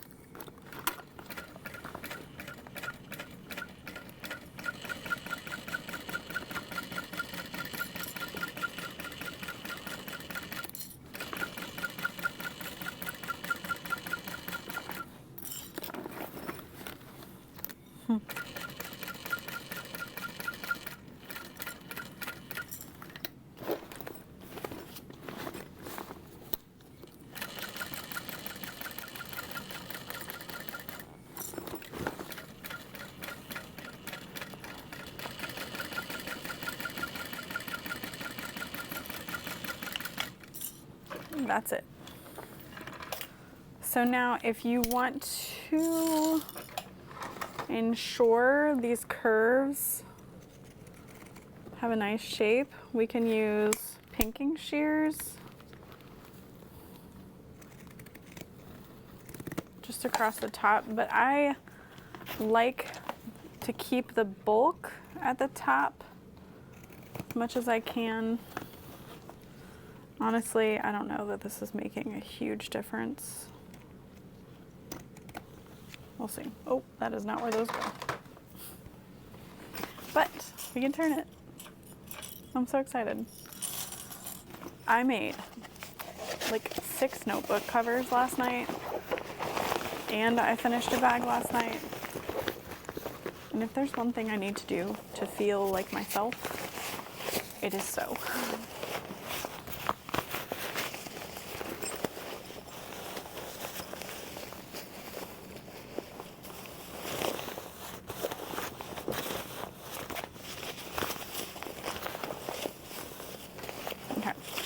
start with what is furthest away from that opening. Get that out. Get your exterior out first.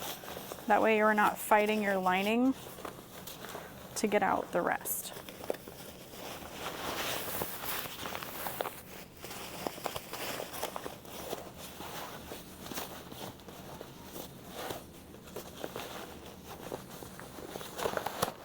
And then you can just pull on your exterior. Easy peasy. All right, I'm pressing against the side seams of the bag, making sure everything is in place. Pressing along this top seam. This is why you should trim your threads, but. Okay. All right, I'm not closing up my birthing hole just yet because I want to hide my top stitch tails, even though everything in me is like, close your turn hole.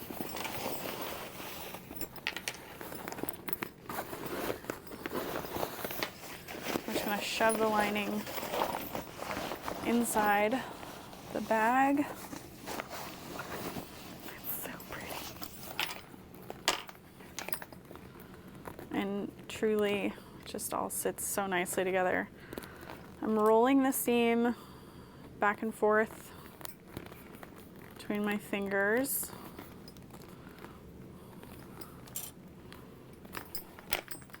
This bag does have instructions to be a drop-in so that you would fold those pieces, tape it all together, tuck your lining in, and then just top stitch. And that would be great if you made this bag out of like all leather. It's a lot to turn, or maybe you decided to add a little bit of foam, because I could see this being nice with some foam.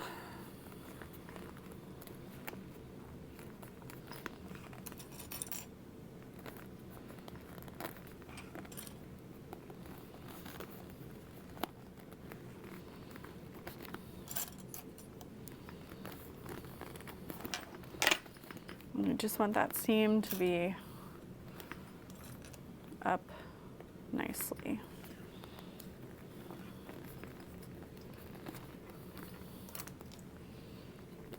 So pretty. I do think it would be kind of cool to be able to add side pockets, but I don't see that that would be like super necessary.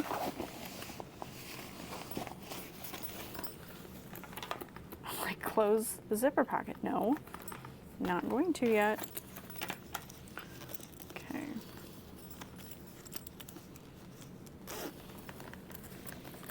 Zipping my zipper just to verify that everything sits nicely, and it does. It's like a dream.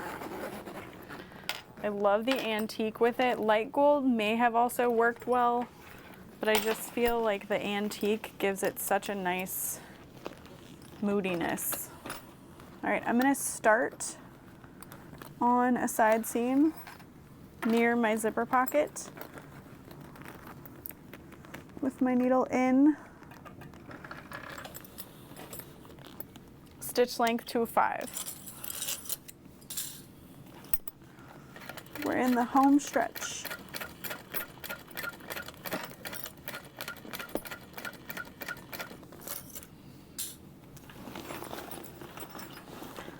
I don't have to worry about sewing through my zipper. It really is thoughtfully low enough that unless you're doing like a crazy wide top stitch, you don't have to worry about it.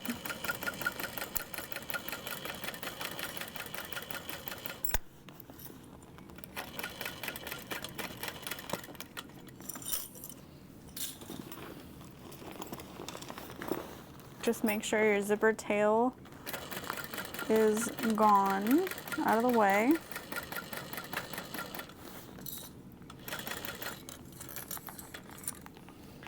Needle down if you have to start and stop.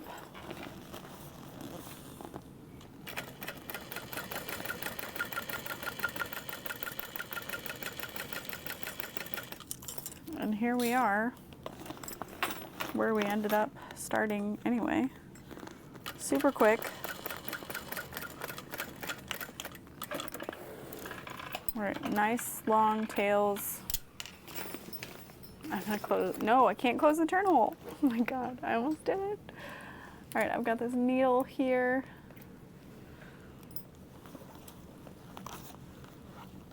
I'm gonna pull my tails to the front.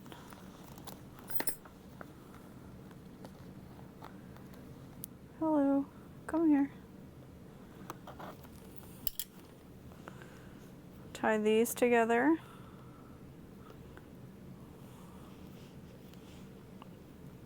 And I am probably doing this wrong.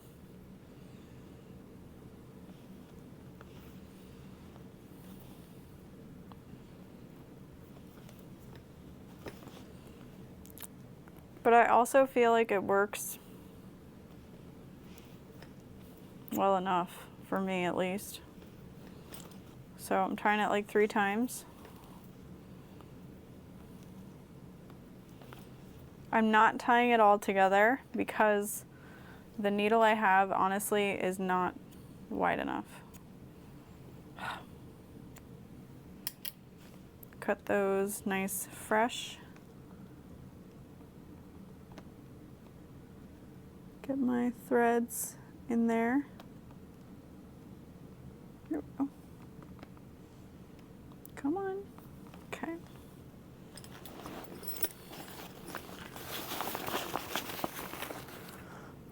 And then I'm gonna tuck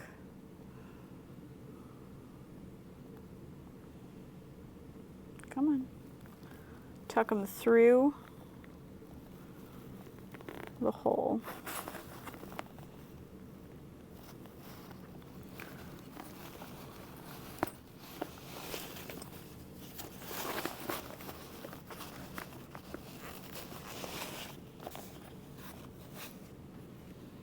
And repeat.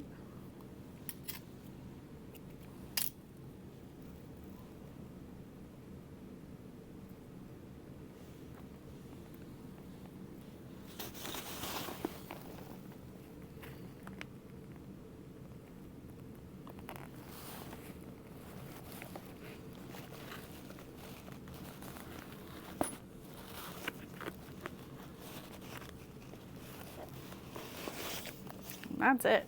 Like, where are they gonna go from in here? But if you really wanted to, you could even knot them together on the inside of the bag.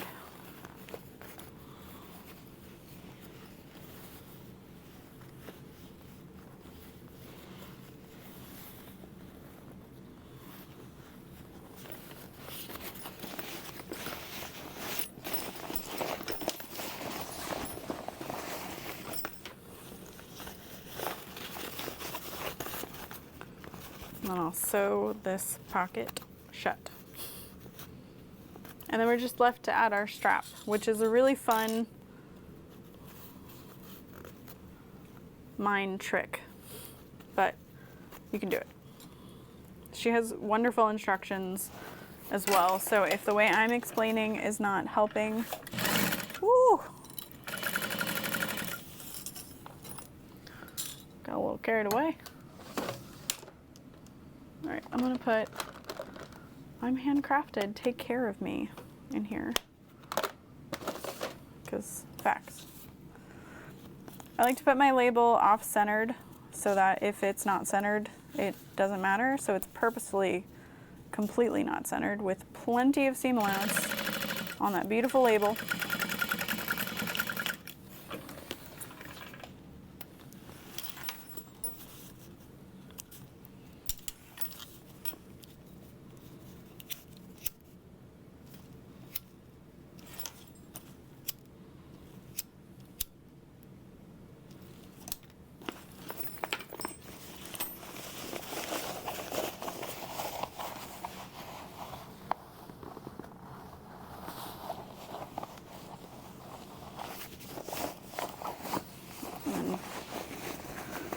Press lining down, close that zipper pocket.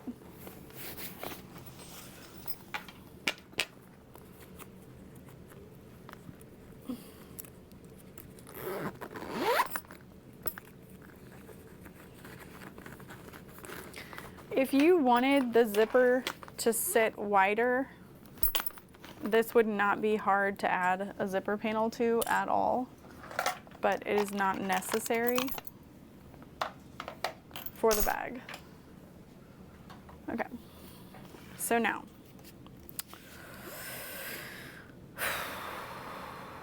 the fun part.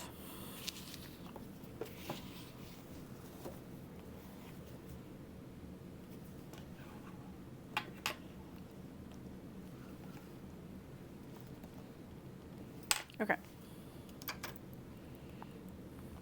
This goes on first. Okay.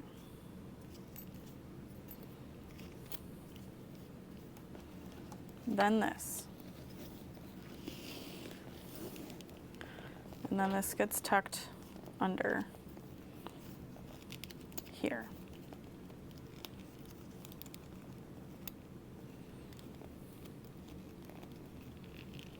I'm doing this the hard way. It's fine. Give yourself a little more wiggle room around that buckle. Tuck it back under. Yes. There we go. You can rivet this or you can try to sew it.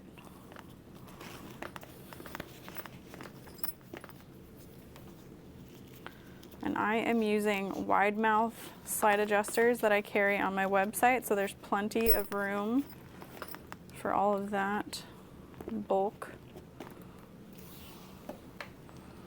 And then this is going to go pretty side up through the square ring and back down through the other square ring.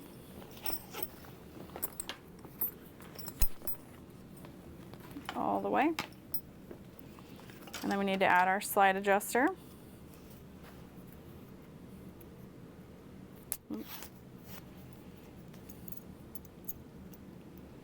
Face up with the joined piece down at the bottom. Wrap it over that square and then back around your slide adjuster.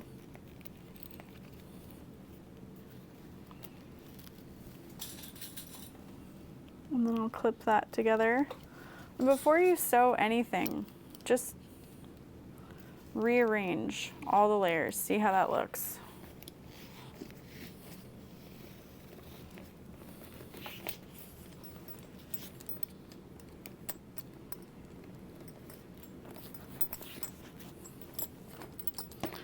So these become backpack straps.